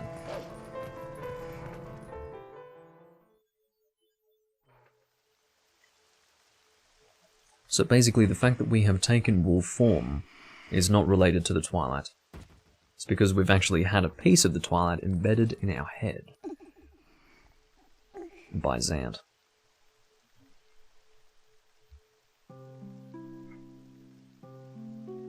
And there's Zelda.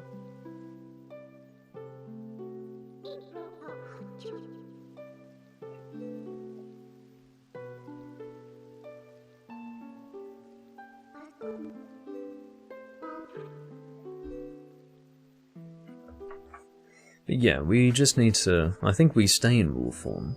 I think. And we don't return to human form until we reach the Master Sword. Because the Master Sword, with its power of light or whatever the hell, it basically expels the Twilight within us.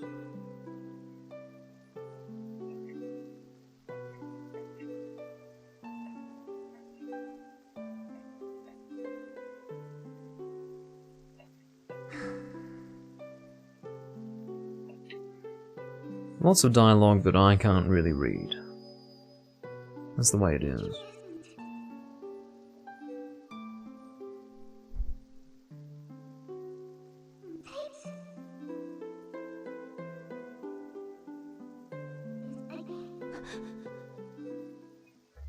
Don't ask me any questions I cannot answer.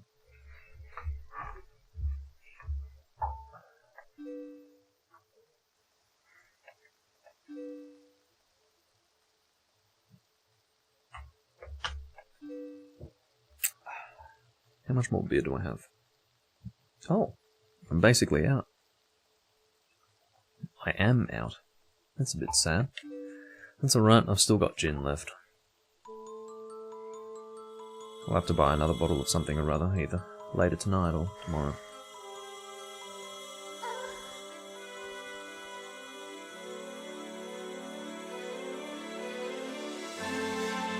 So this is the situation I was talking about with Zelda giving her life force for the benefit of Midna. Basically to heal her from whatever ails her. I don't quite know what it is. Something to do with... I don't know. Whatever Zant did to her, I suppose. I'm sure it was written in the HD version as I was recording that, but yeah, I've since forgotten.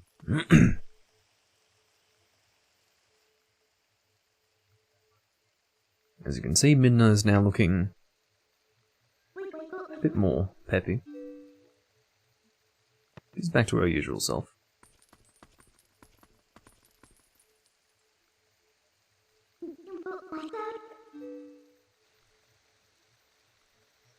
And now, we want to head to the Sacred Woods.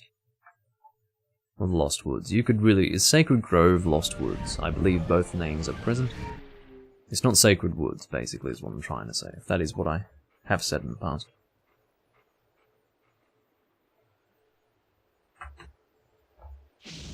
Oh no, the Twilight has returned to the castle. And that will remain surrounding the castle. I think this is the case of either Zant or Ganondorf or something or other taking their opportunity to subjugate Zelda. But that will remain there until the end of the game.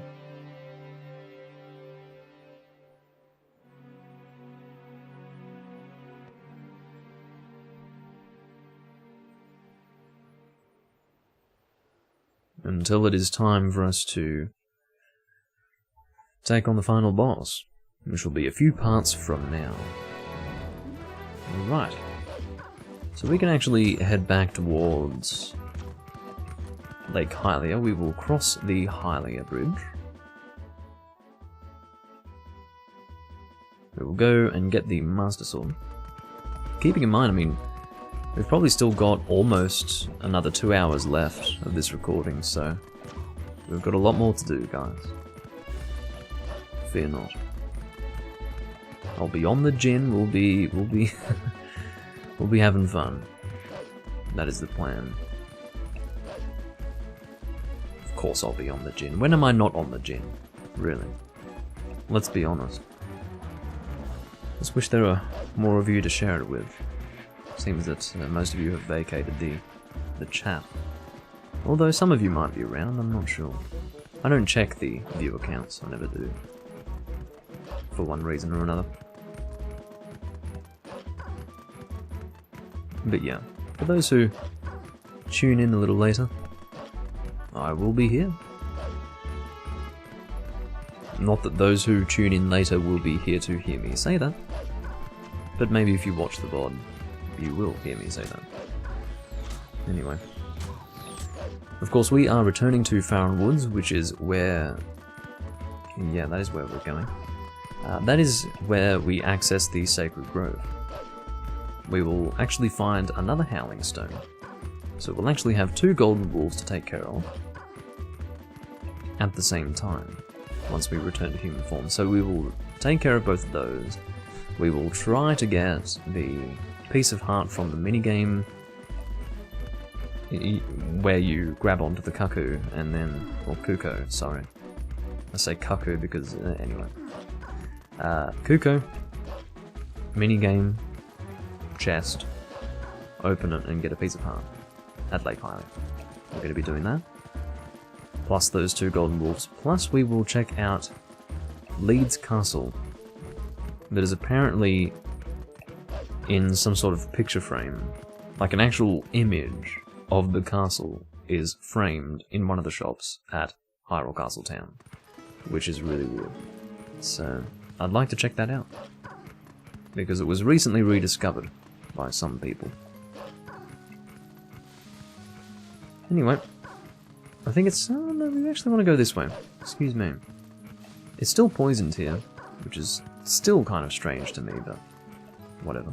The reason why it's strange is because I always felt that the poison was there because of the boss of the first dungeon, but we killed the boss of the first dungeon and then it's still there. Very odd.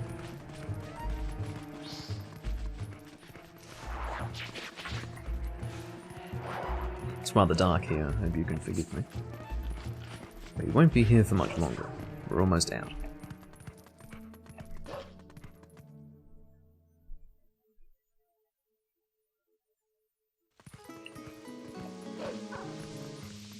Alright, so I think if we go over here we can use Midna's jumping ability. Here we go. This is how we get across as a wolf. And there's actually a Poe over here that will act as Poe number 2 in our Poe collecting quest. I'm certainly not going to forgo any Poe souls, given that I do plan to eventually take this save file to 100%. It won't be done on camera for the reason that I want to get this done ASAP. And, yeah. I just don't really feel the need to do it on camera.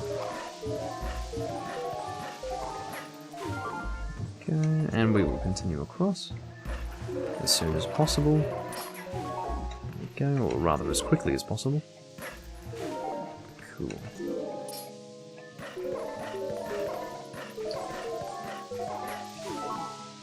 Excellent. Okay.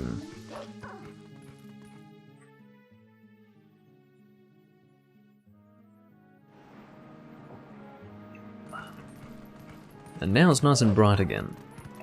The bird is over here, but we cannot do business with the bird, because we are a wolf. Monkey. So the monkey's going to show us how to access a new area, I suppose. Can we even speak to the monkey? I feel like we should be able to speak to the monkey if we're a fucking wolf, but I don't think they really let us speak to the monkey. Could always be wrong, but... can you not do that? There we go. Could just take care of them nice and quickly like that. So the monkey does speak to us, okay. Basically tells us that we can access a different area if we go this way, which is what we will be doing. I don't know if the monkey accounts for the fact that we have this rather incredible ability to have Midna take us to where we want to go. I mean, if we didn't have this ability, then I don't know how we were supposed to get across. Seems a little strange to me. You can die.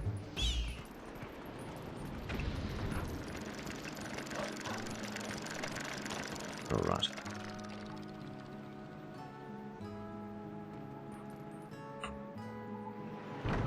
Have to wait for this to turn. And then it's tightrope time. Now, one thing to keep in mind is that the perspective here is a little bit far. To be very careful. Whoa. Whoa! Backwards walking. Holy shit. Whatever works, really. Here we go. This is the Howling Stone at the entrance to the Sacred Grove. I think I can remember that.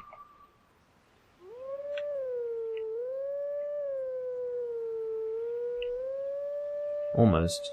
Almost.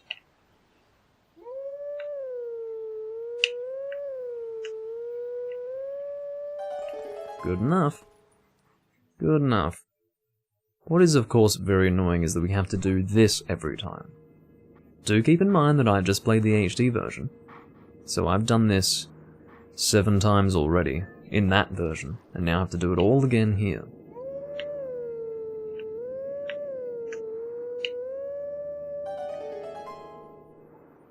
And of course that is your musical thing. And that's what I love. I love the fact that there's a musical thing in all the games. I hate how they got rid of that. Why would they do that?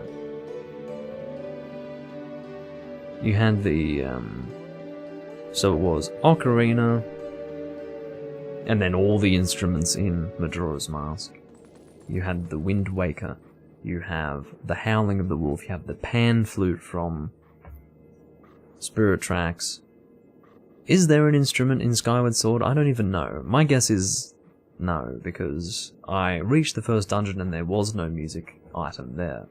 So I'm guessing they took it out, which really fucking sucks. And of course there was no musical thing in Breath of the Wild, at least not something that would... not something that the overall gameplay experience was based around. So I think it's really unfortunate that they got rid of that, because it made Zelda special and interesting. Well, one of the many aspects to Zelda that made it special and interesting, but definitely a key aspect. So, yeah. I'm pretty fucking unimpressed that they got rid of that. I love the Pan Flute from Spirit Tracks, it was great. And I love the music as well. The flute music from Spirit Tracks, just great. Just great.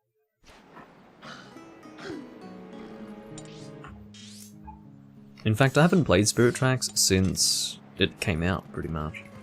So I'm really looking forward to doing that Let's Play once I finish Phantom Hourglass. The Let's Play.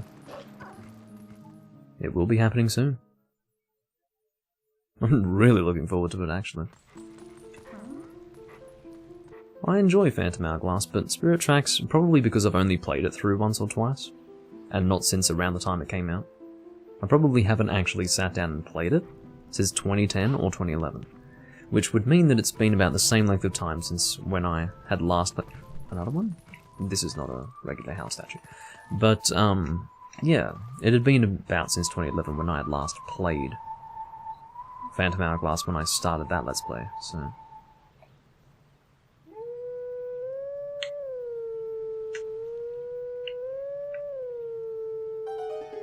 Now, I didn't even see where I was supposed to... like, at what point on that stave I was supposed to howl. I just listened to it. Because obviously I know the sound of the song, so that was good enough. Apparently. A woo.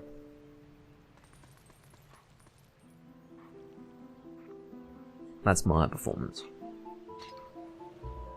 And this is the Skull Kid of Twilight Princess.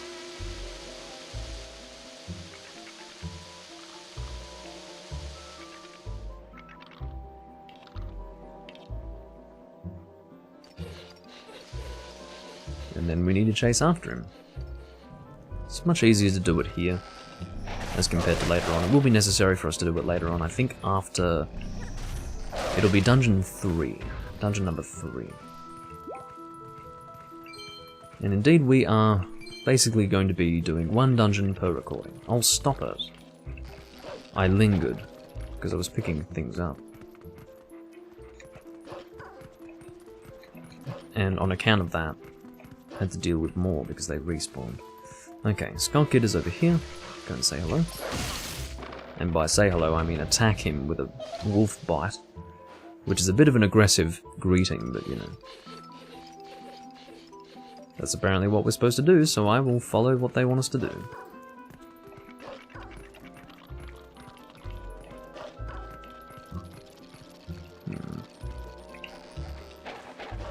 I believe we're going this way.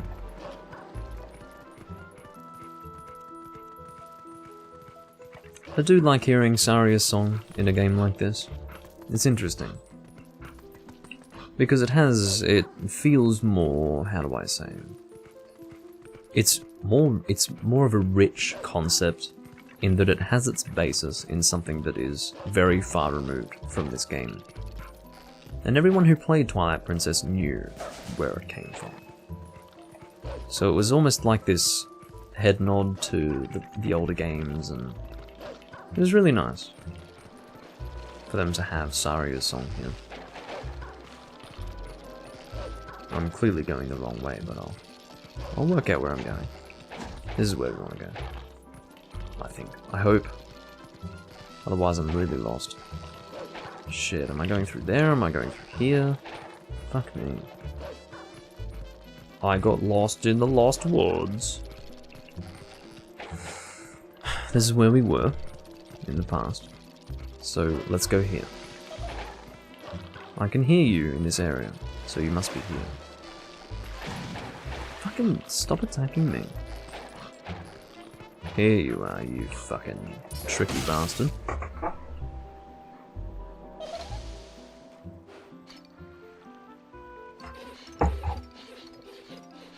And now he's going to be going to the area that I was running around in before, I think.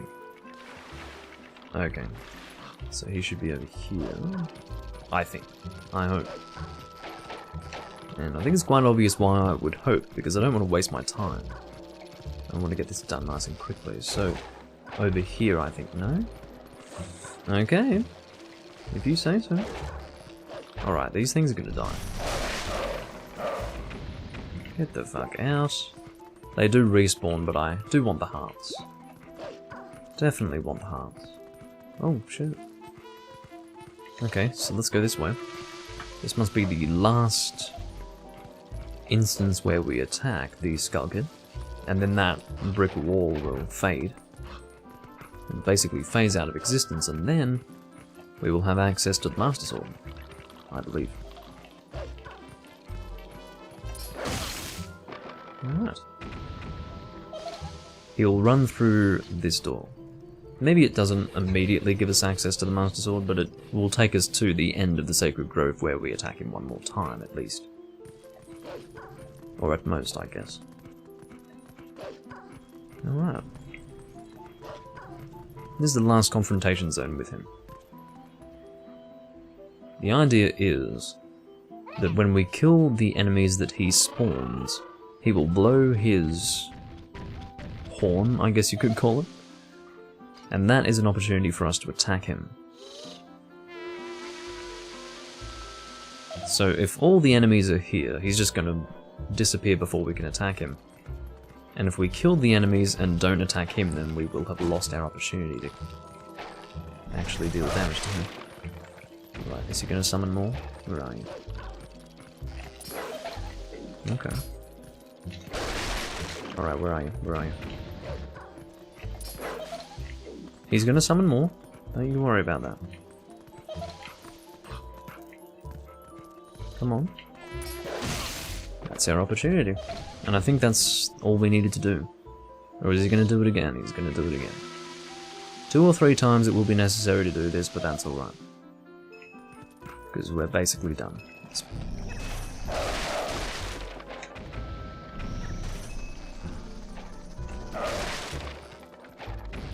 Is he going to summon more?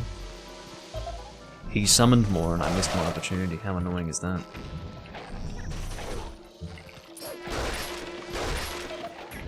Okay, where are you?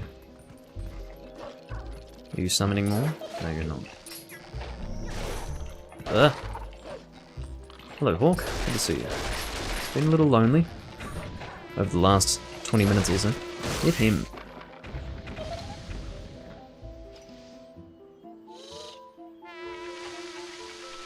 So it is 3 times. The reason why I suggested that it would be 3 times is because generally something that needs to be repeated in Zelda will be repeated 3 times. It's sort of the ideal number, you know.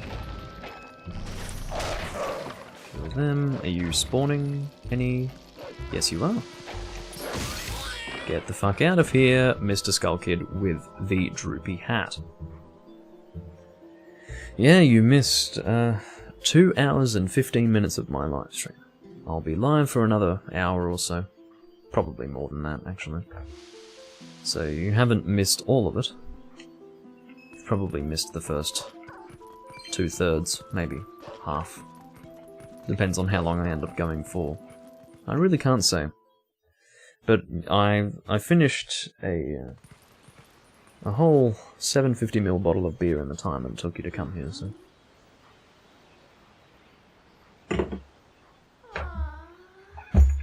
Actually, the bottle can go over here. I don't need it on my desk, what the fuck? What am I going to do with it on my desk?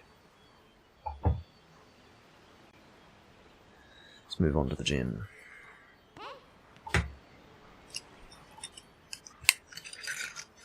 Yeah, it's, the 3 is a good number. And in Zelda, for instance with bosses, you often have something repeated 3 times. Because 4 is a bit too many and 2 isn't quite enough, you know. You're right in that 3 is just a good number. Cheers.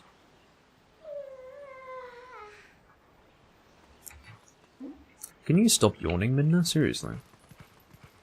Oh, not this again. Fuck.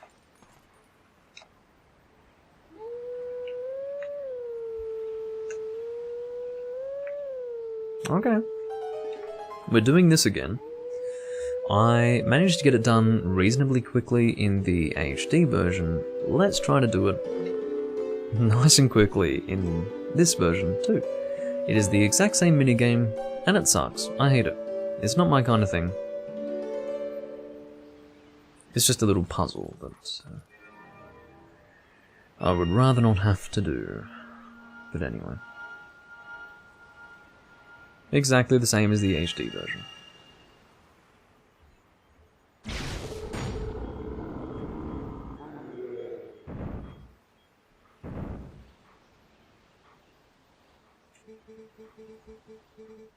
That's cool. Shopping is important, Hawk. Well, it depends on what the shopping is, I guess. Okay. Oh, he's gonna jump on my head. It's a good way to instantly fail the fucking minigame.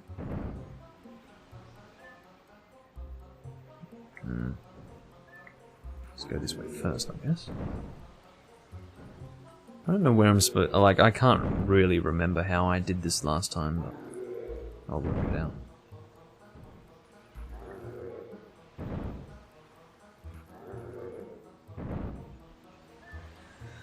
I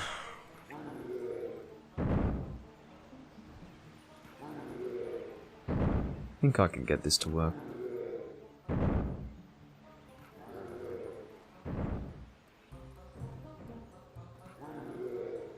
That's so not gonna work.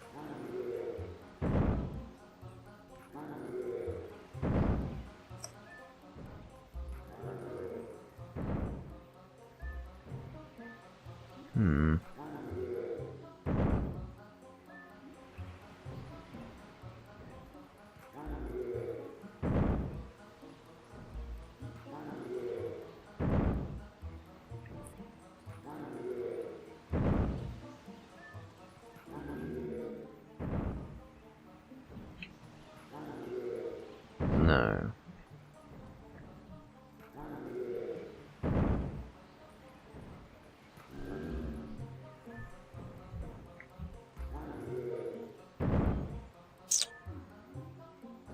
Well, that's not right.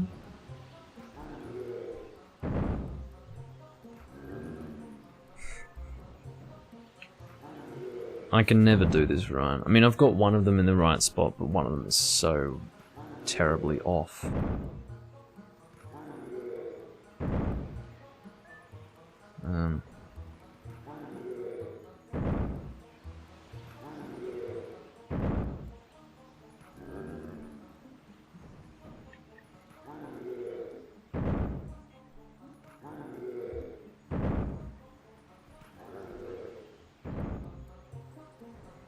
I'm pretty close.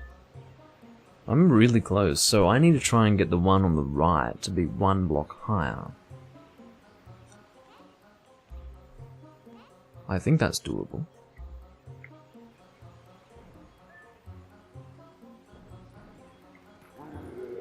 Shit, one of them is ghosting me.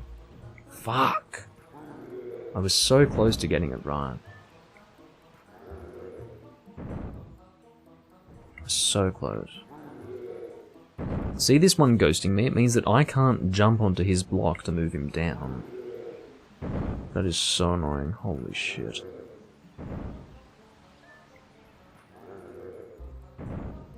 See this? I can't... Oh, I was so close to getting it right and I just fucked it up.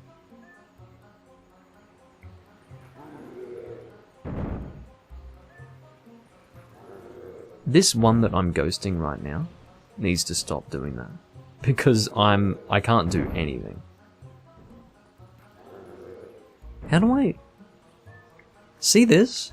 I can't go in his direction. Like, I can't go down where he is because he's standing there. Fuck. I'm actually stuck. He's got me stuck here. Okay. Is there like a way to reset this? Because I'm actually stuck. I can't go down from here, so I'm stuck in these top two blocks. What do I do? Reset.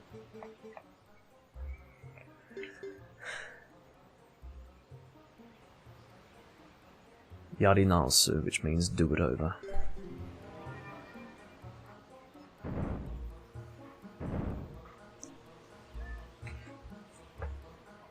Okay.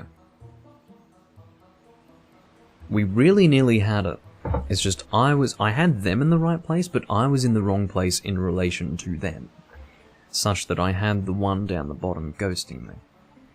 Which was bad. Oh, I'm doing this again. Use your brain, Doomling, please. I hate having to see that guy's mossy ass crack every time I fucking do this, honestly. Okay.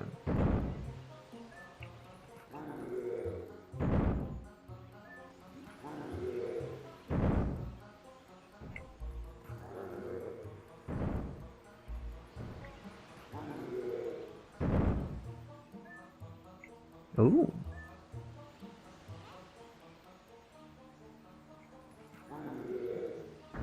Ah.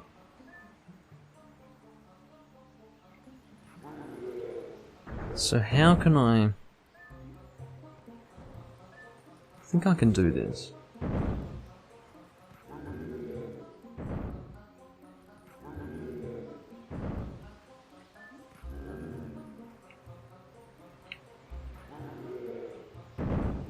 No, that's like not right. Shit.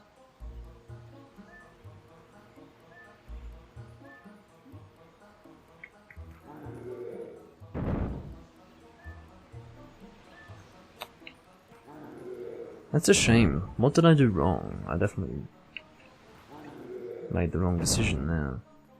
So, see how, like, where they are now, they just need to be one block up. Fuck. I hate this part of the game. It's just annoying, I would rather not have to do it.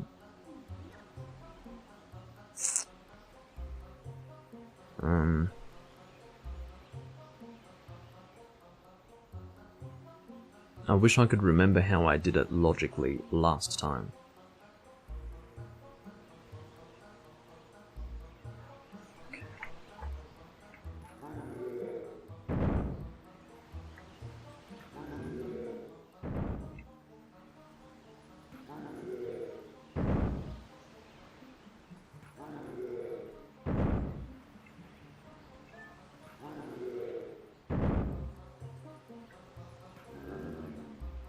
They can't move from there. How do I get one of them to go up a square while keeping the other one in the same place?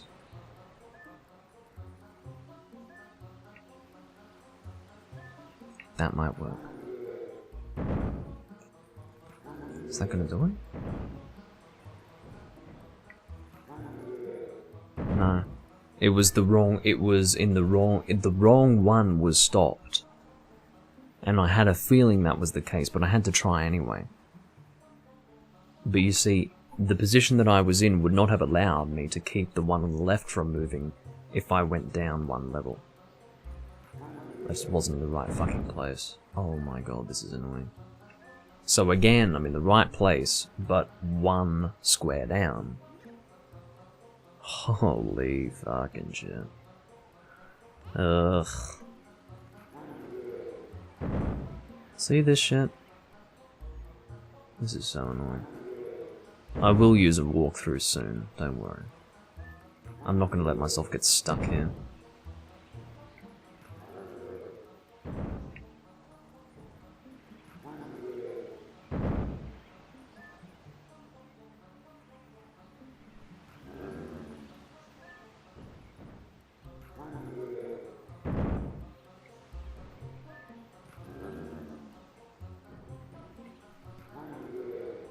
It's just not right. Look how off it is now.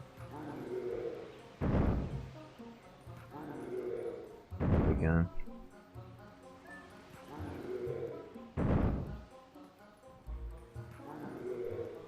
Oh, now I'm stuck here. I'm stuck. Fuck this. Alright. Walkthrough time. Because I don't want to spend any more time doing this than I already have. That's the idea. Okay.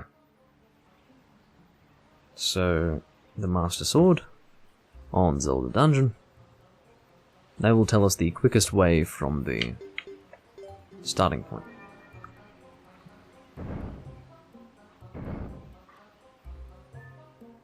Okay.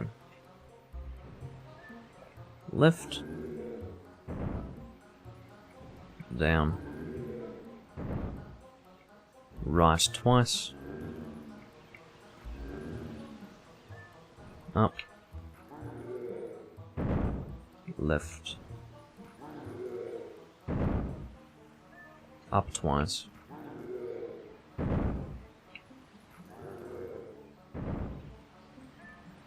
Left. Down twice.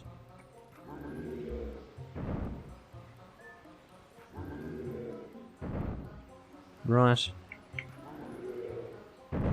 And then up. Done. Fuck you too. Damn game. Damn game. This is the definition of Zelda. I suppose so. So annoying. So annoying.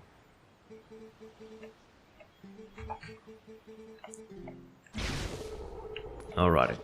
Let's get that fucking Master Sword. Spent about 15 minutes on that, I think. That's just an estimate. Hello, Master Sword. Free me of my Twilight affliction, please.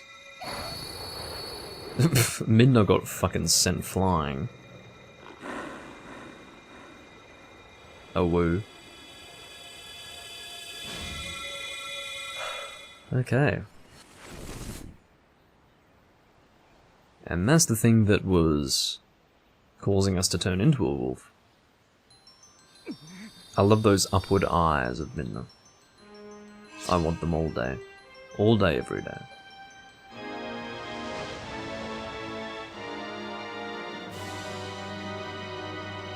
I guess upturned eyes would be the word, not upward.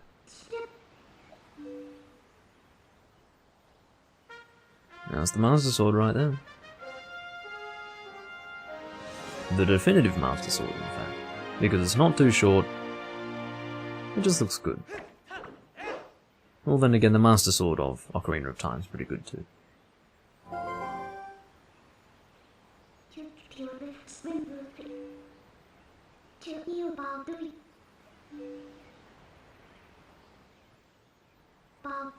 So now that we have this thing, we can turn into a wolf at any time, and then turn back into a human, which is good. I like the wolf form, but I don't like to be forced to be in the wolf form. That's the idea. Which game has my favourite Master Sword scene? I never really thought about that. I guess it would be... I don't really care so much for the scenes, you know. This probably has the best Master Sword scene, though.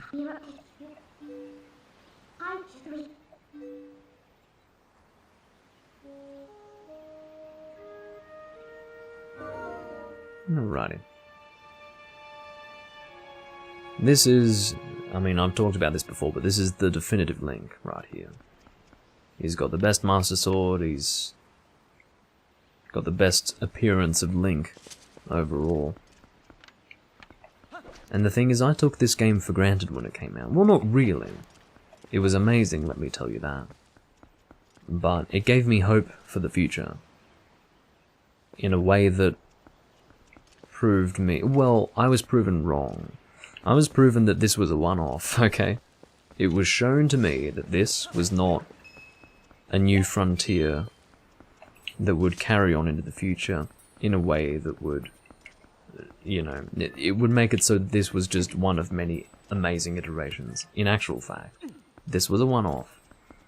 And it's sad that it was. I wish that there were more amazing Zelda games after this, but Skyward Sword looked like shit, okay? It looked like shit, it played like shit, it was shit. Sorry. I don't care how you feel about the story. I really couldn't care. It's not good enough. So, yeah. Tough titties. Wapu. Let's go to... Well, where's the other golden wolf? So we've got one there and one at the entrance here that we can't even see because the warp point's in the way.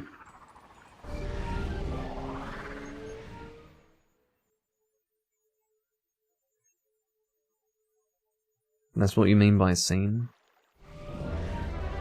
Yeah.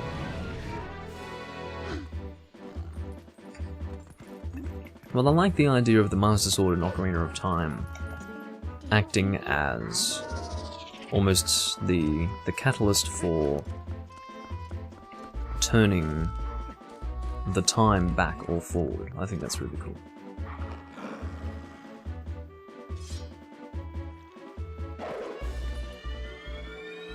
I always thought it was weird how he would draw his sword and then the wolf would attack. I mean, this is an ally. Either way. Why this guy's a wolf, I've got no idea.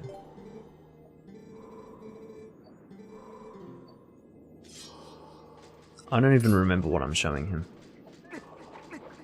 I don't remember what I'm showing him. Oh, shield bash or something? I'm showing him the finishing move? Really? I've only learnt one thing from this guy. Fucking hell. He said yosh, which would suggest to me that I did the right thing.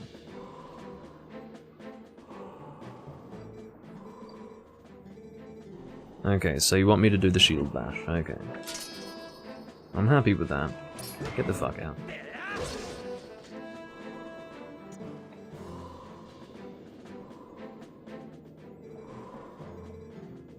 You want me to do it again? Oh, I see. You want me to knock back your attack. Come on.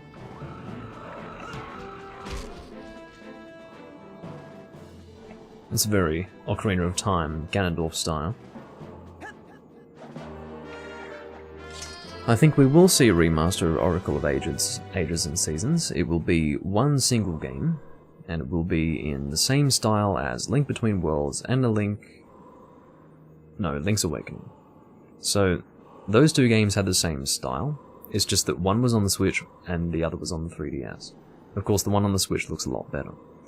But, in fact, the reason, or rather the fact, that there is no Switch version of A Link Between Worlds is a bit of an insult, I will say. But, I think they will definitely do it, because not many people bothered with Oracle of Ages and Seasons because it was towards the end of the lifespan of the Game Boy Color, and for that reason not many people bought into it. It just didn't.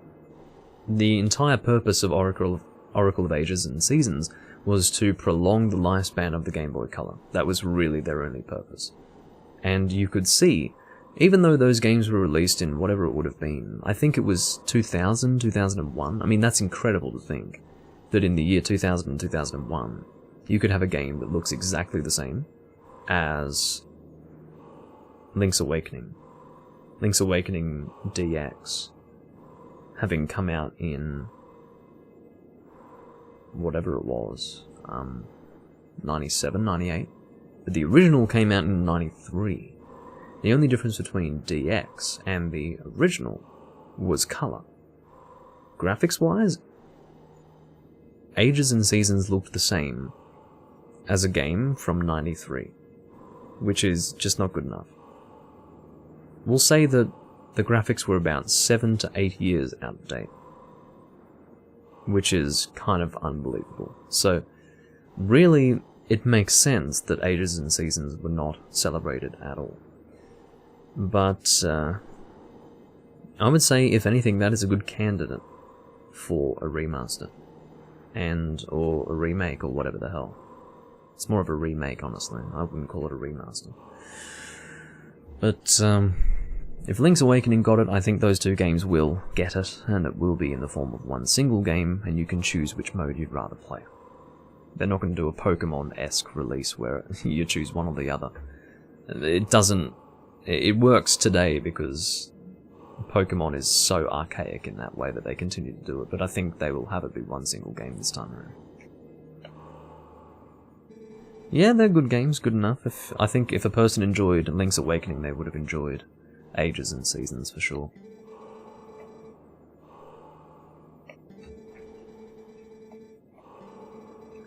For sure.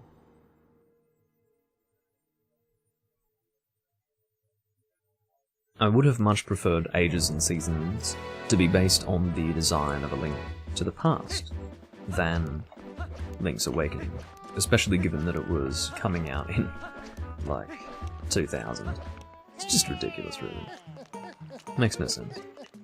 Well, it makes sense, for the reason that I explained previously, that they were trying to elongate the lifespan of the Game Boy Color. But it's a shame. I hate it when a Zelda release serves a marketing purpose like that. Like with Ages and Seasons for the sake of the Game Boy Color, and Skyward Sword for the sake of Wii Motion Plus. Fuck off. It's the Zelda series. It deserves more respect. You need a series to push your marketing agenda that's separate to Mario and Zelda. Fuck off. I hate Nintendo sometimes, I really do. Anyway.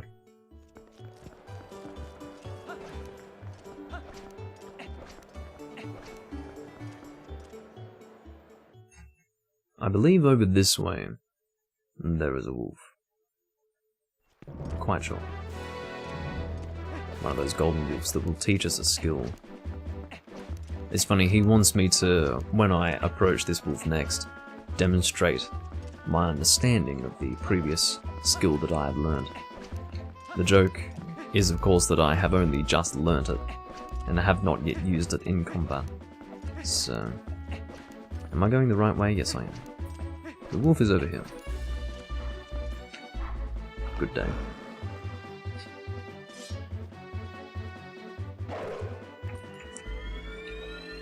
Grr, says the wolf. As opposed to a woo, of course. Now he's a wooing. Yes, I will say hi in response to you asking whether or not I have been doing well with my previously learned skill. In actual fact, I've not even used it in combat once, because I just learnt it. What are we learning next? Helm Splitter, I think. We'll see. Oh. Okay. I thought that I had already learnt that. Apparently not. It's good to know.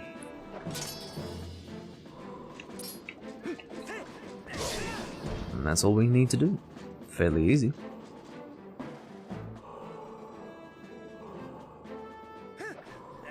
And that's it. Done. It has been learned.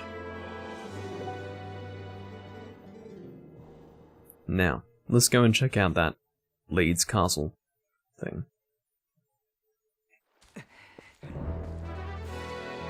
It's so funny because it was, you know, reported by the game journalists, which, by the way, are... I mean, there is no... Almost... The very concept of competent game journalist is just... it doesn't even exist anymore. It's almost oxymoronic as a phrase. But, aside from that, I just wanted to put my opinion out there, just to make it very clear that I'm not a game journalism buff. But, I did read articles that said that there is indeed a picture of Leeds Castle, like a photograph of Leeds Castle in the game. And one article that I read said, if you happen to have the game lying around somewhere, you can check it out. I'm recording it, like I'm actually doing a series on it currently, so I should be here checking it out. Which is what I'm doing. Can you shut up and let me in the fucking door? You bastard. What's wrong with you? Why don't you let me in the fucking place? This is where the thing is. What do you want? What are you trying to say?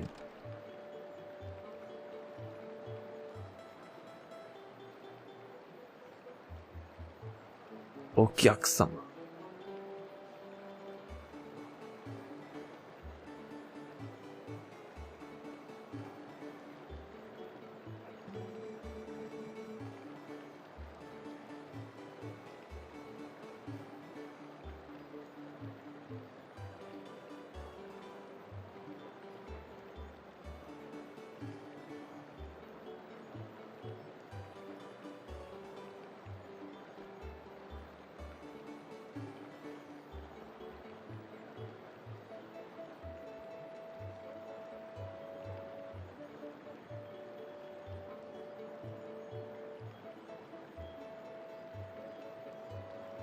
It takes me too long to read that shit. It really does. Okay. Looks like I can't check out Leeds Castle. Yeah, that was, that's the thing that I posted in Discord before. Okay. Well, I can't check it out because they're not letting me in. I know for a fact that that's where it is. At least I believe that's where it is. I strongly believe that that's where it is. I don't know it for a fact, but I strongly believe that that's where it is. So, if I can't go there, then that's how it has to be, I guess. Are we going to warp? No, don't do that. Again, I always do this when I'm playing the HD version as well. We want to go to warp. Actually, let's head... No, we don't want to go there. We want to go here. We want to do the minigame that will give us a piece of heart if we do it well enough. We've got a lot of rupees to spend, so I'm happy to do that.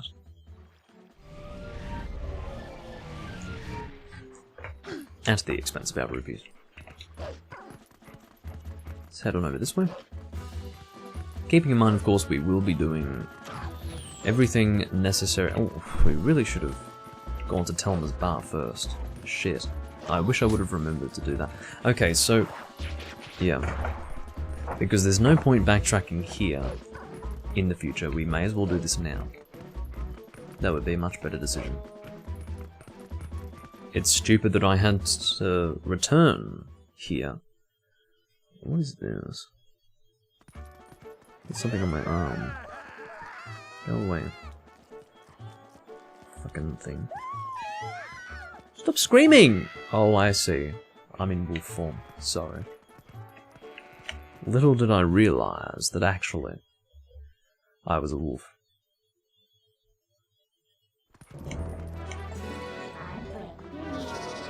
Okay.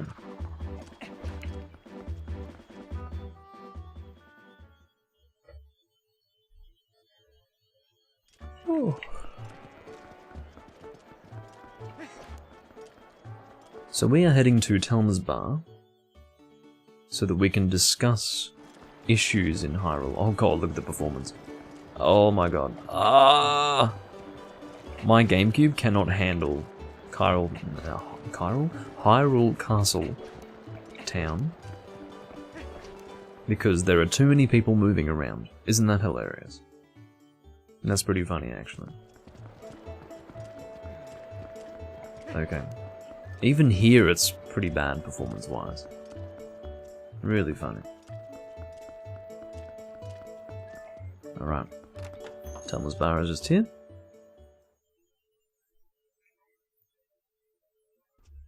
Oh. Let's talk to Telma right here. Rinku!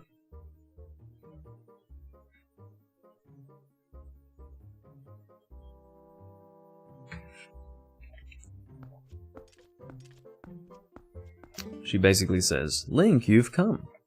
You've arrived. Hey.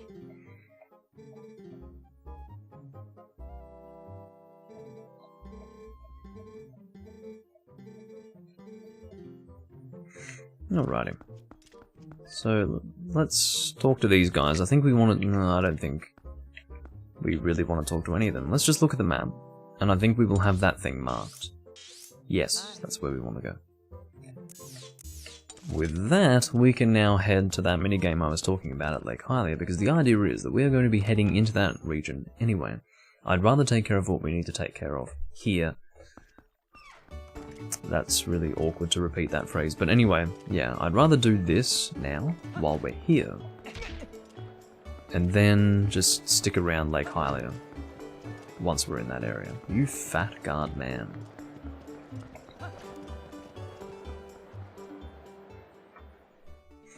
Alright. Oh, look at the performance of this. Honestly, I don't have performance issues here in the European version. Now, I don't know if that's because my European GameCube is just better than this Japanese GameCube, or if it's better optimized in the European version as compared to the Japanese version. I'd say the latter is the highest chance of being, well, I'd say the highest chance of it being reality is for the latter suggestion. But, yeah. Can we call Epona here? If we can't, then that's alright. Looks like we can't. Okay. We'll form. Off we go.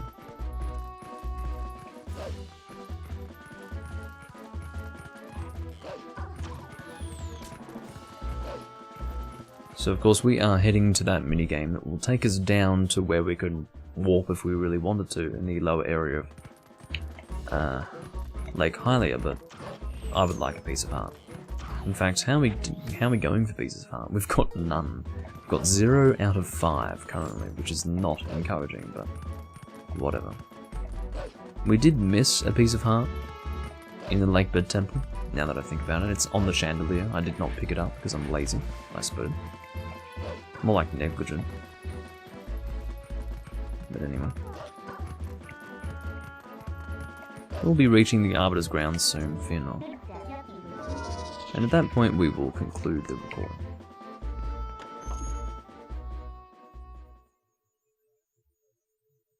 Alright. So we just talk to the guy, give him the rupees, and then we pick up a chicken. And we fly on down. See what we can do. If I can do it first try, that would be great. I would love that. That's fine. We'll pick up the grey chicken. Come on. Can you not? Fucking stupid thing. Again, I don't know if there is a good one to select. Or a bad one. I don't really know how they work, but it's alright. This one seems like a good one. We appear to have good altitude. The idea is that you want to get to the first platform that's here, for the reason that if you get to the first platform, you can reach the rest fairly easily. Shit. So close. So close. So we can get all the others except for that. That's right. The piece of heart is this one, whereas the other one is an orange rupee. Interesting. Interesting. I got the important thing. That's fine, put it back in, I don't fucking care at this point. What's over here? That's so good. I got the piece of heart, I'm happy. I'm done. I'm fucking done. I don't need that thing rotating around. It's 100 rupees is what it is. The idea is that if you get the 100 rupees, they can assume that you can reach the piece of heart from there, so... It's like an additional thing, but, yeah. I believe what we will do is we will go and see the guy over here. He's at the top of that, that tall tower over there. And he wants to go to the desert. And apparently we can take an oasis flight through the cannon guy. In other words, he shoots us to the desert. And the idea is that he does it for free because... Fuck. He does it for free because he owes the guy that we'll be talking to a favour. And we mention that guy to him. And at that point, he does the oasis flight for us. We have to go all the way back because I'm stupid and I fell in the water.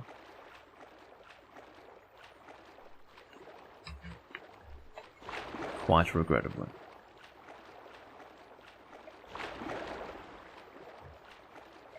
Let's hop on. There we go. We could call Epona if we really wanted to. Okay. Let's make our way up here. I just went the wrong way, basically. As you can clearly tell. But in case you were not, I suppose, caught up on that fact, I'm letting you know. So the tower that we want to go to is just over here. Just go that way.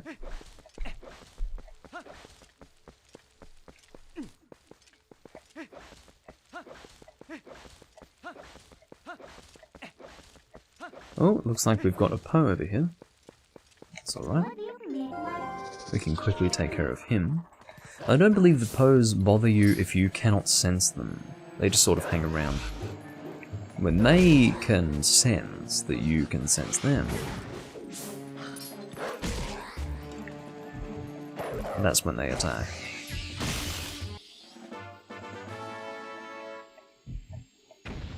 There we go. Stop it. Turn into a human because we want to climb this ladder and speak to the man at the top. We cannot do that in wolf form, obviously.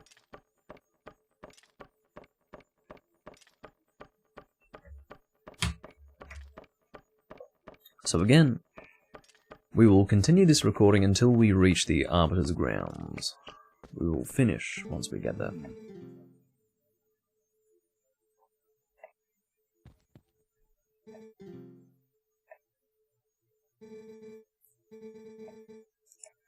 Alright.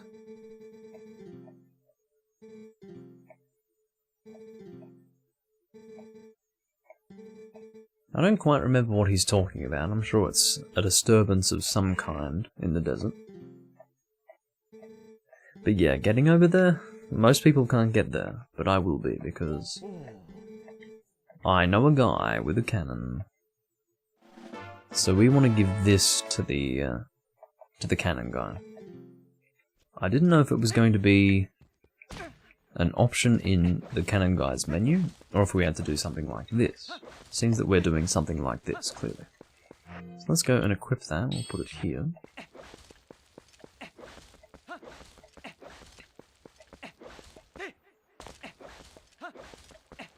Oh, have we howled here before? I don't think we have.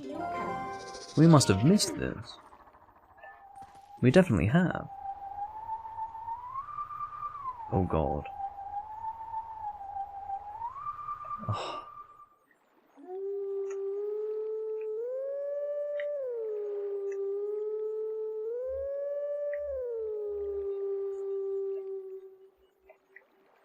I got it right for the start.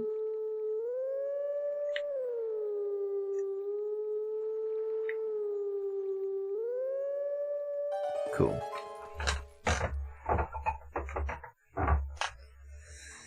So this is yet another golden wolf that we will speak to before we actually reach the Arbiter's grounds. We do have the ability to warp, so what I will do is I will go into the desert, I will reach the warp point for the desert, and then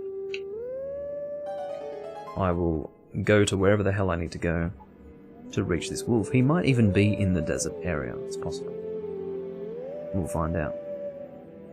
If that's the case, then it works out to be fortunate that we, I guess, did it now and not previously. We're not necessarily fortunate. Fortunate in the sense that we wouldn't have missed out on a golden wolf that we could have acquired earlier than this point.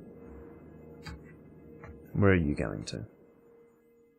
It must be the Arbiter's grounds, because I saw the like all of those, whatever you call them, like the elements around that tower. Yeah, it's right there. That actually works out so fucking well. Okay, so with that in mind, we probably couldn't access that last time we were here. Maybe we could, but even if we could, we would not have been able to reach the golden wolf, so that's good. Can you fuck off? I don't care about you. I think this bird is called Plum or something like that. I can't quite remember how you work.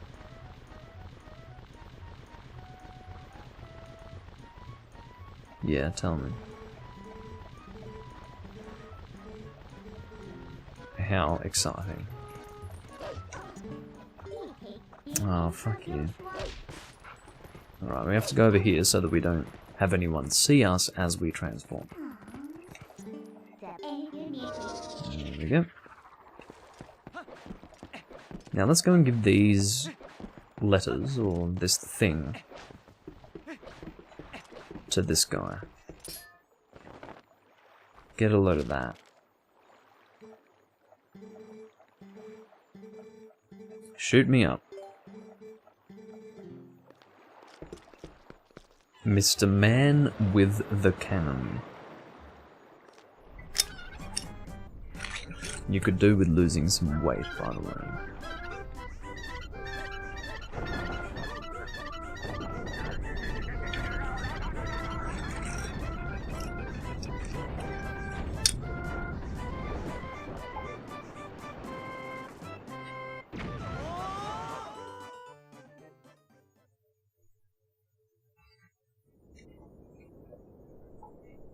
And so we return to the Gerudo Desert. It feels like it wasn't so long ago when I was here in the HD version, but here I am in the Japanese GameCube version. Which is good, because that means I'm making good progress in this version of the game. I'm happy to see that. Again, I don't want it to come across as if I'm trying to rush through it because I don't enjoy it. I do enjoy it. I actually wasn't sure if I was going to enjoy playing it a second time, back to back, but I am enjoying it actually. It's good. Binder has decided to, out of nowhere, tell us a story, which is great. Whatever makes her happy.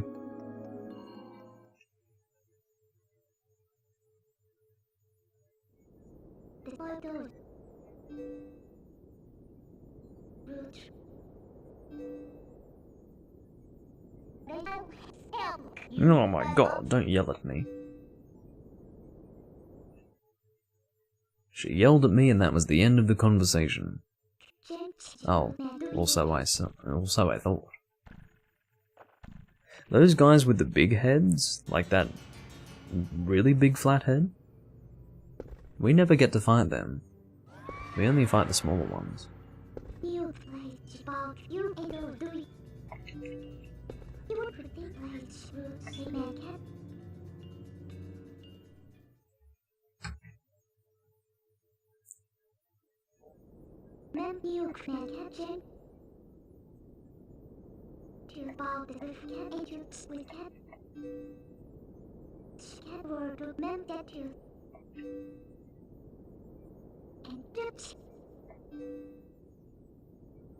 touch me more.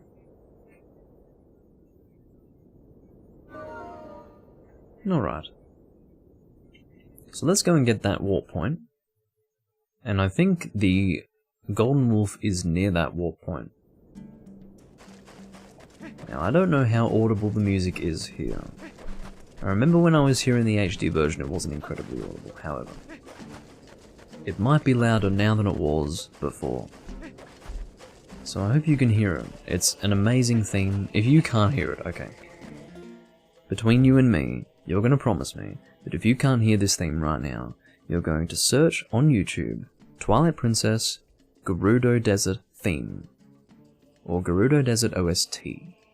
And you're going to fucking listen to it. Because it's great. It's very, very good. The only theme that can possibly compare to it, you know, there are certain themes that I really, really love in the Zelda series. One is Gerudo Desert theme in both Ocarina of Time and Twilight Princess. I love them both. They're very different from one another. The Ocarina of Time theme is very upbeat and happy, I suppose. Whereas the Twilight Princess one is fairly... well, I guess it has a darker edge to it, doesn't it? But it's still quite serene and beautiful. Deku Palace theme from Majora's Mask, Spirit Temple theme from Ocarina of Time. There are a lot of really good themes in the Zelda series. But, for example, Breath of the Wild doesn't have that for me. I don't get that impression with Breath of the Wild. There's something about Breath of the Wild that it feels as if it's lost its beauty. I don't know. How do I look at the map? Here we go. Where's the wolf? Oh, he's all the way up there. Okay. Let's go and get that warp point. It's up here. It's just by this thing that we can warp in the future. I know where to warp it to. We can go there. Excellent. And then we'll claw shot onto this. Drop down. And here is our warp point. We will turn into a wolf for this because it's easier. Obviously.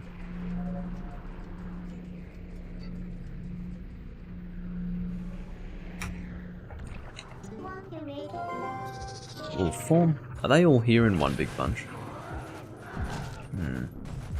Let's kill you. Uh-oh.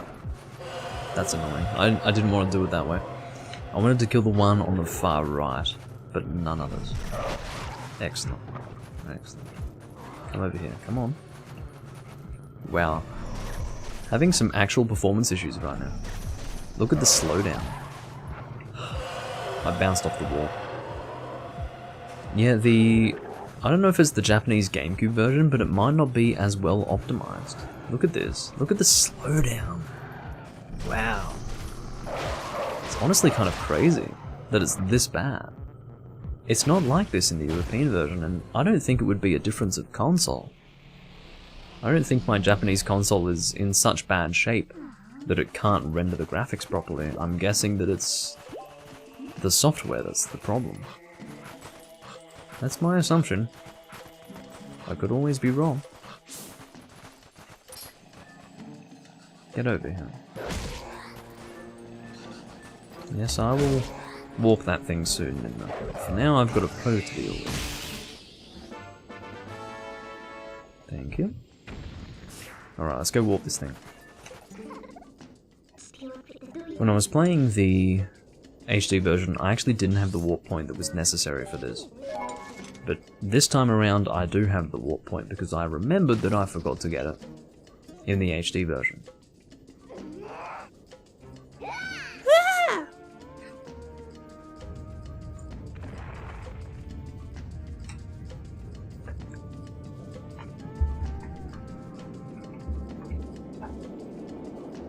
Excellent. Minna's doing a spin, a fucking pirouette. Ugh.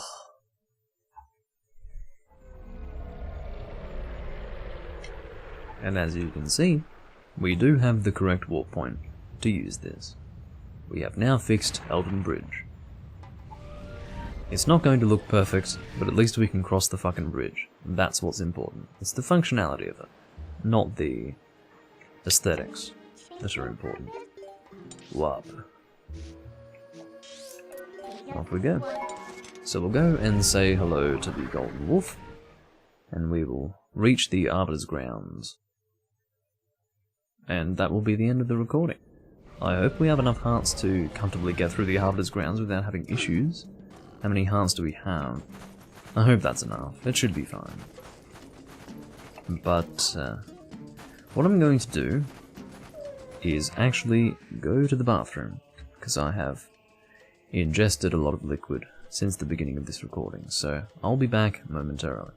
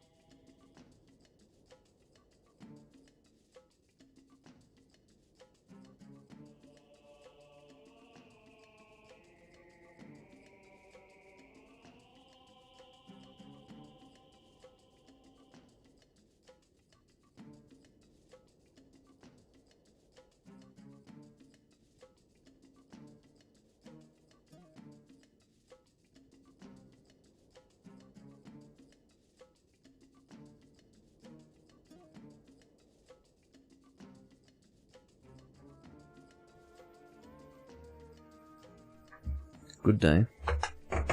Good day. I'm back.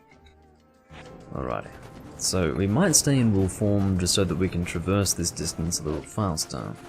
Because we can't have a pony here, at least I don't think so. So we'll stay in wolf form for now. And then once it feels like we need our human form, we will transform into that. We do have the golden wolf just up ahead. But,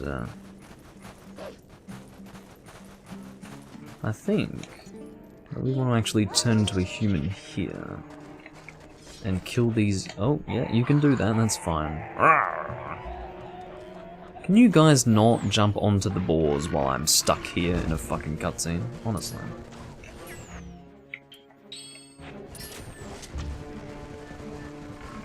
Are you kidding me? Excellent.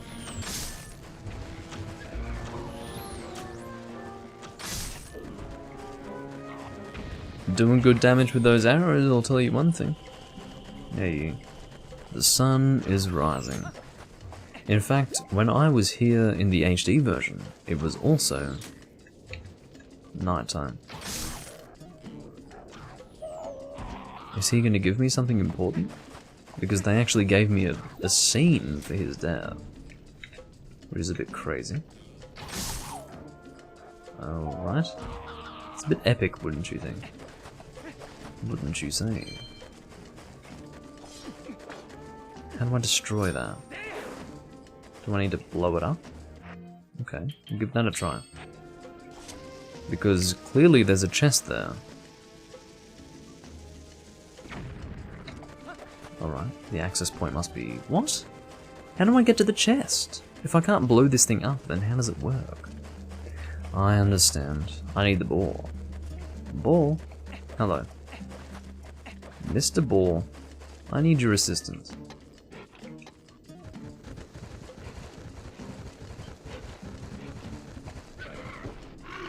I have 300 rupees. That's probably going to be rupees in that chest.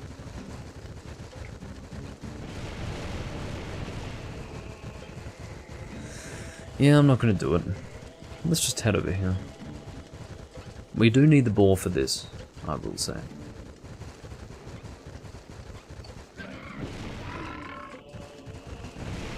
Yeah.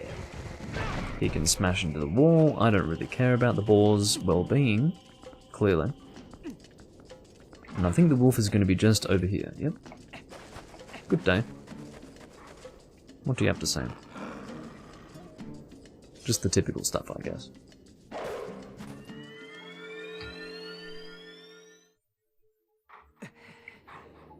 Alright. What? I think this is Helm Splitter. This has to be Helm Splitter. Oh, woo. Hi. Yes, I will show you. I don't think I've used this in combat either. Oh, sorry, I'm supposed to use this. I'd forgotten what I had last learned.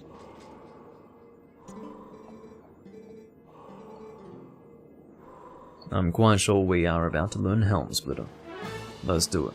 Come on. Let's see. Yep. That's Helm Splitter, alright. I've got a bit of a whistly A button on my controller. Did you hear that? Can't quite get it right. Helm Splitter.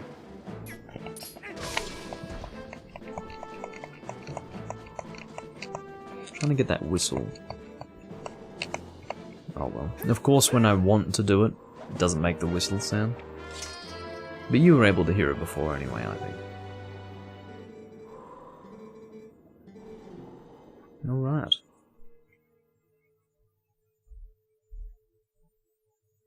So that's Helm Splitter. We have learnt that. And we pick ourselves up off the ground as if we have been harmed in some way. Let's head over to the entrance to the Arbiter's grounds. We haven't saved since the beginning of this recording, so I would like to save. Probably now, actually. Let's just save right now. Okay, that's fine. I know I can't skip. That's quite alright. Save. Hi. Hi. And with that, we will equip the bow, because we do need to snipe these guys back. It's very hard to get on target. That's fine. That's fine. You do have a little bit more range with the Master Sword. It does more damage, deals more damage. But also, I believe it is a little longer than the Ordon Sword. I'm pretty sure. Okay. I don't need rupees, I don't really need anything. Okay, these guys are dead. It's good to see. We could... Oh no, that's already lit. I was about to say, we could light that if we wanted to. Well, no, actually. Not necessary. Seems that one jump attack is enough to kill these guys with the Master Sword, which is encouraging. Oh. Let's do a spin attack. Excellent. Get the fuck out. Lots of bokoblins to kill today. Get the fuck out, you bastards. Hey. Alright. I don't think they spawn infinitely, although they might. So, okay, let's assume they spawn infinitely. Let's get moving. Let's just keep moving forward. Seems that we need a key to open that door, so let's go and get that key if we can.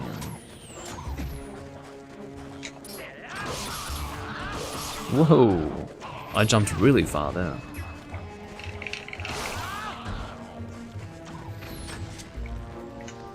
There's a piece of heart in that That... whatever is cooking.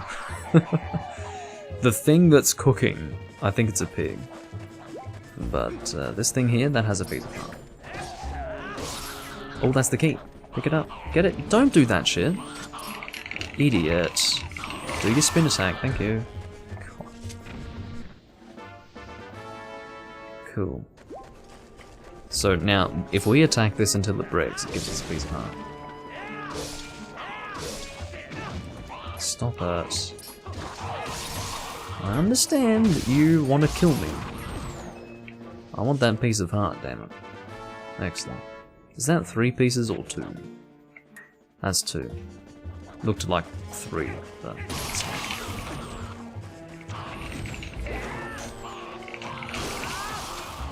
Again, spin attacks, very good for killing multiple enemies at once, as you would imagine. Alright, we got the key, let's go and open that fucking door, because these guys spawn infinitely from what I can tell. Go in the door then.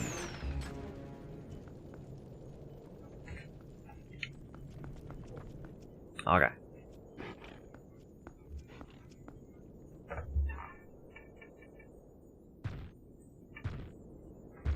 Where's my keyboard? Here it is.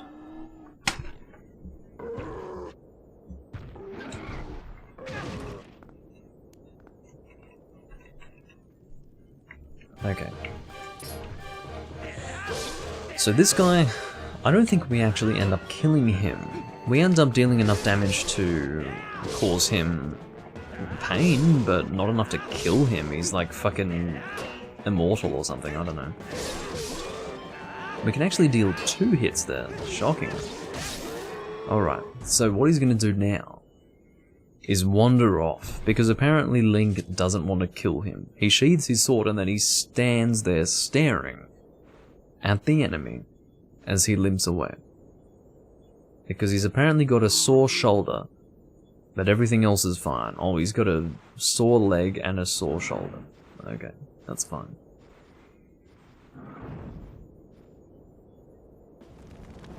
And then of course the whole thing is lit on fire. Now what did we achieve through all that? I don't know. Why is the stone catching fire? That's what I want to fucking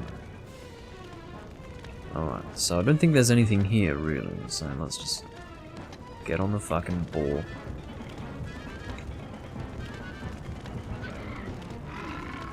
Smash our way through. Just like that. And now we are heading to the Arbiter's grounds. Or in fact we're practically here. This right here is the entrance. Now what we're going to do, because I'm afraid that if we save here, we're actually going to end up at the beginning of this entire area, which I don't want to be there. So I will actually go into the Arbiter's grounds before saving. And that is the plan. So let me do whatever I need to do here.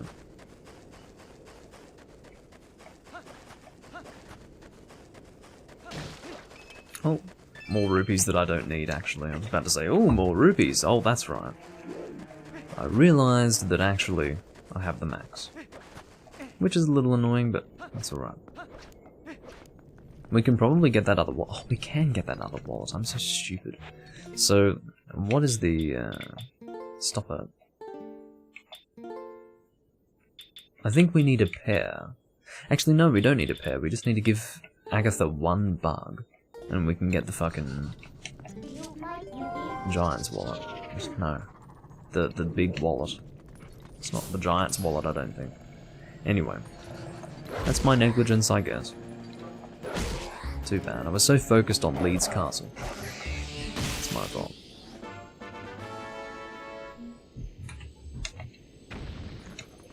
Alright. So we've got another post hole. And with that, I think we're ready to head into the Arbiter's grounds. We are not going to take on the dungeon right now.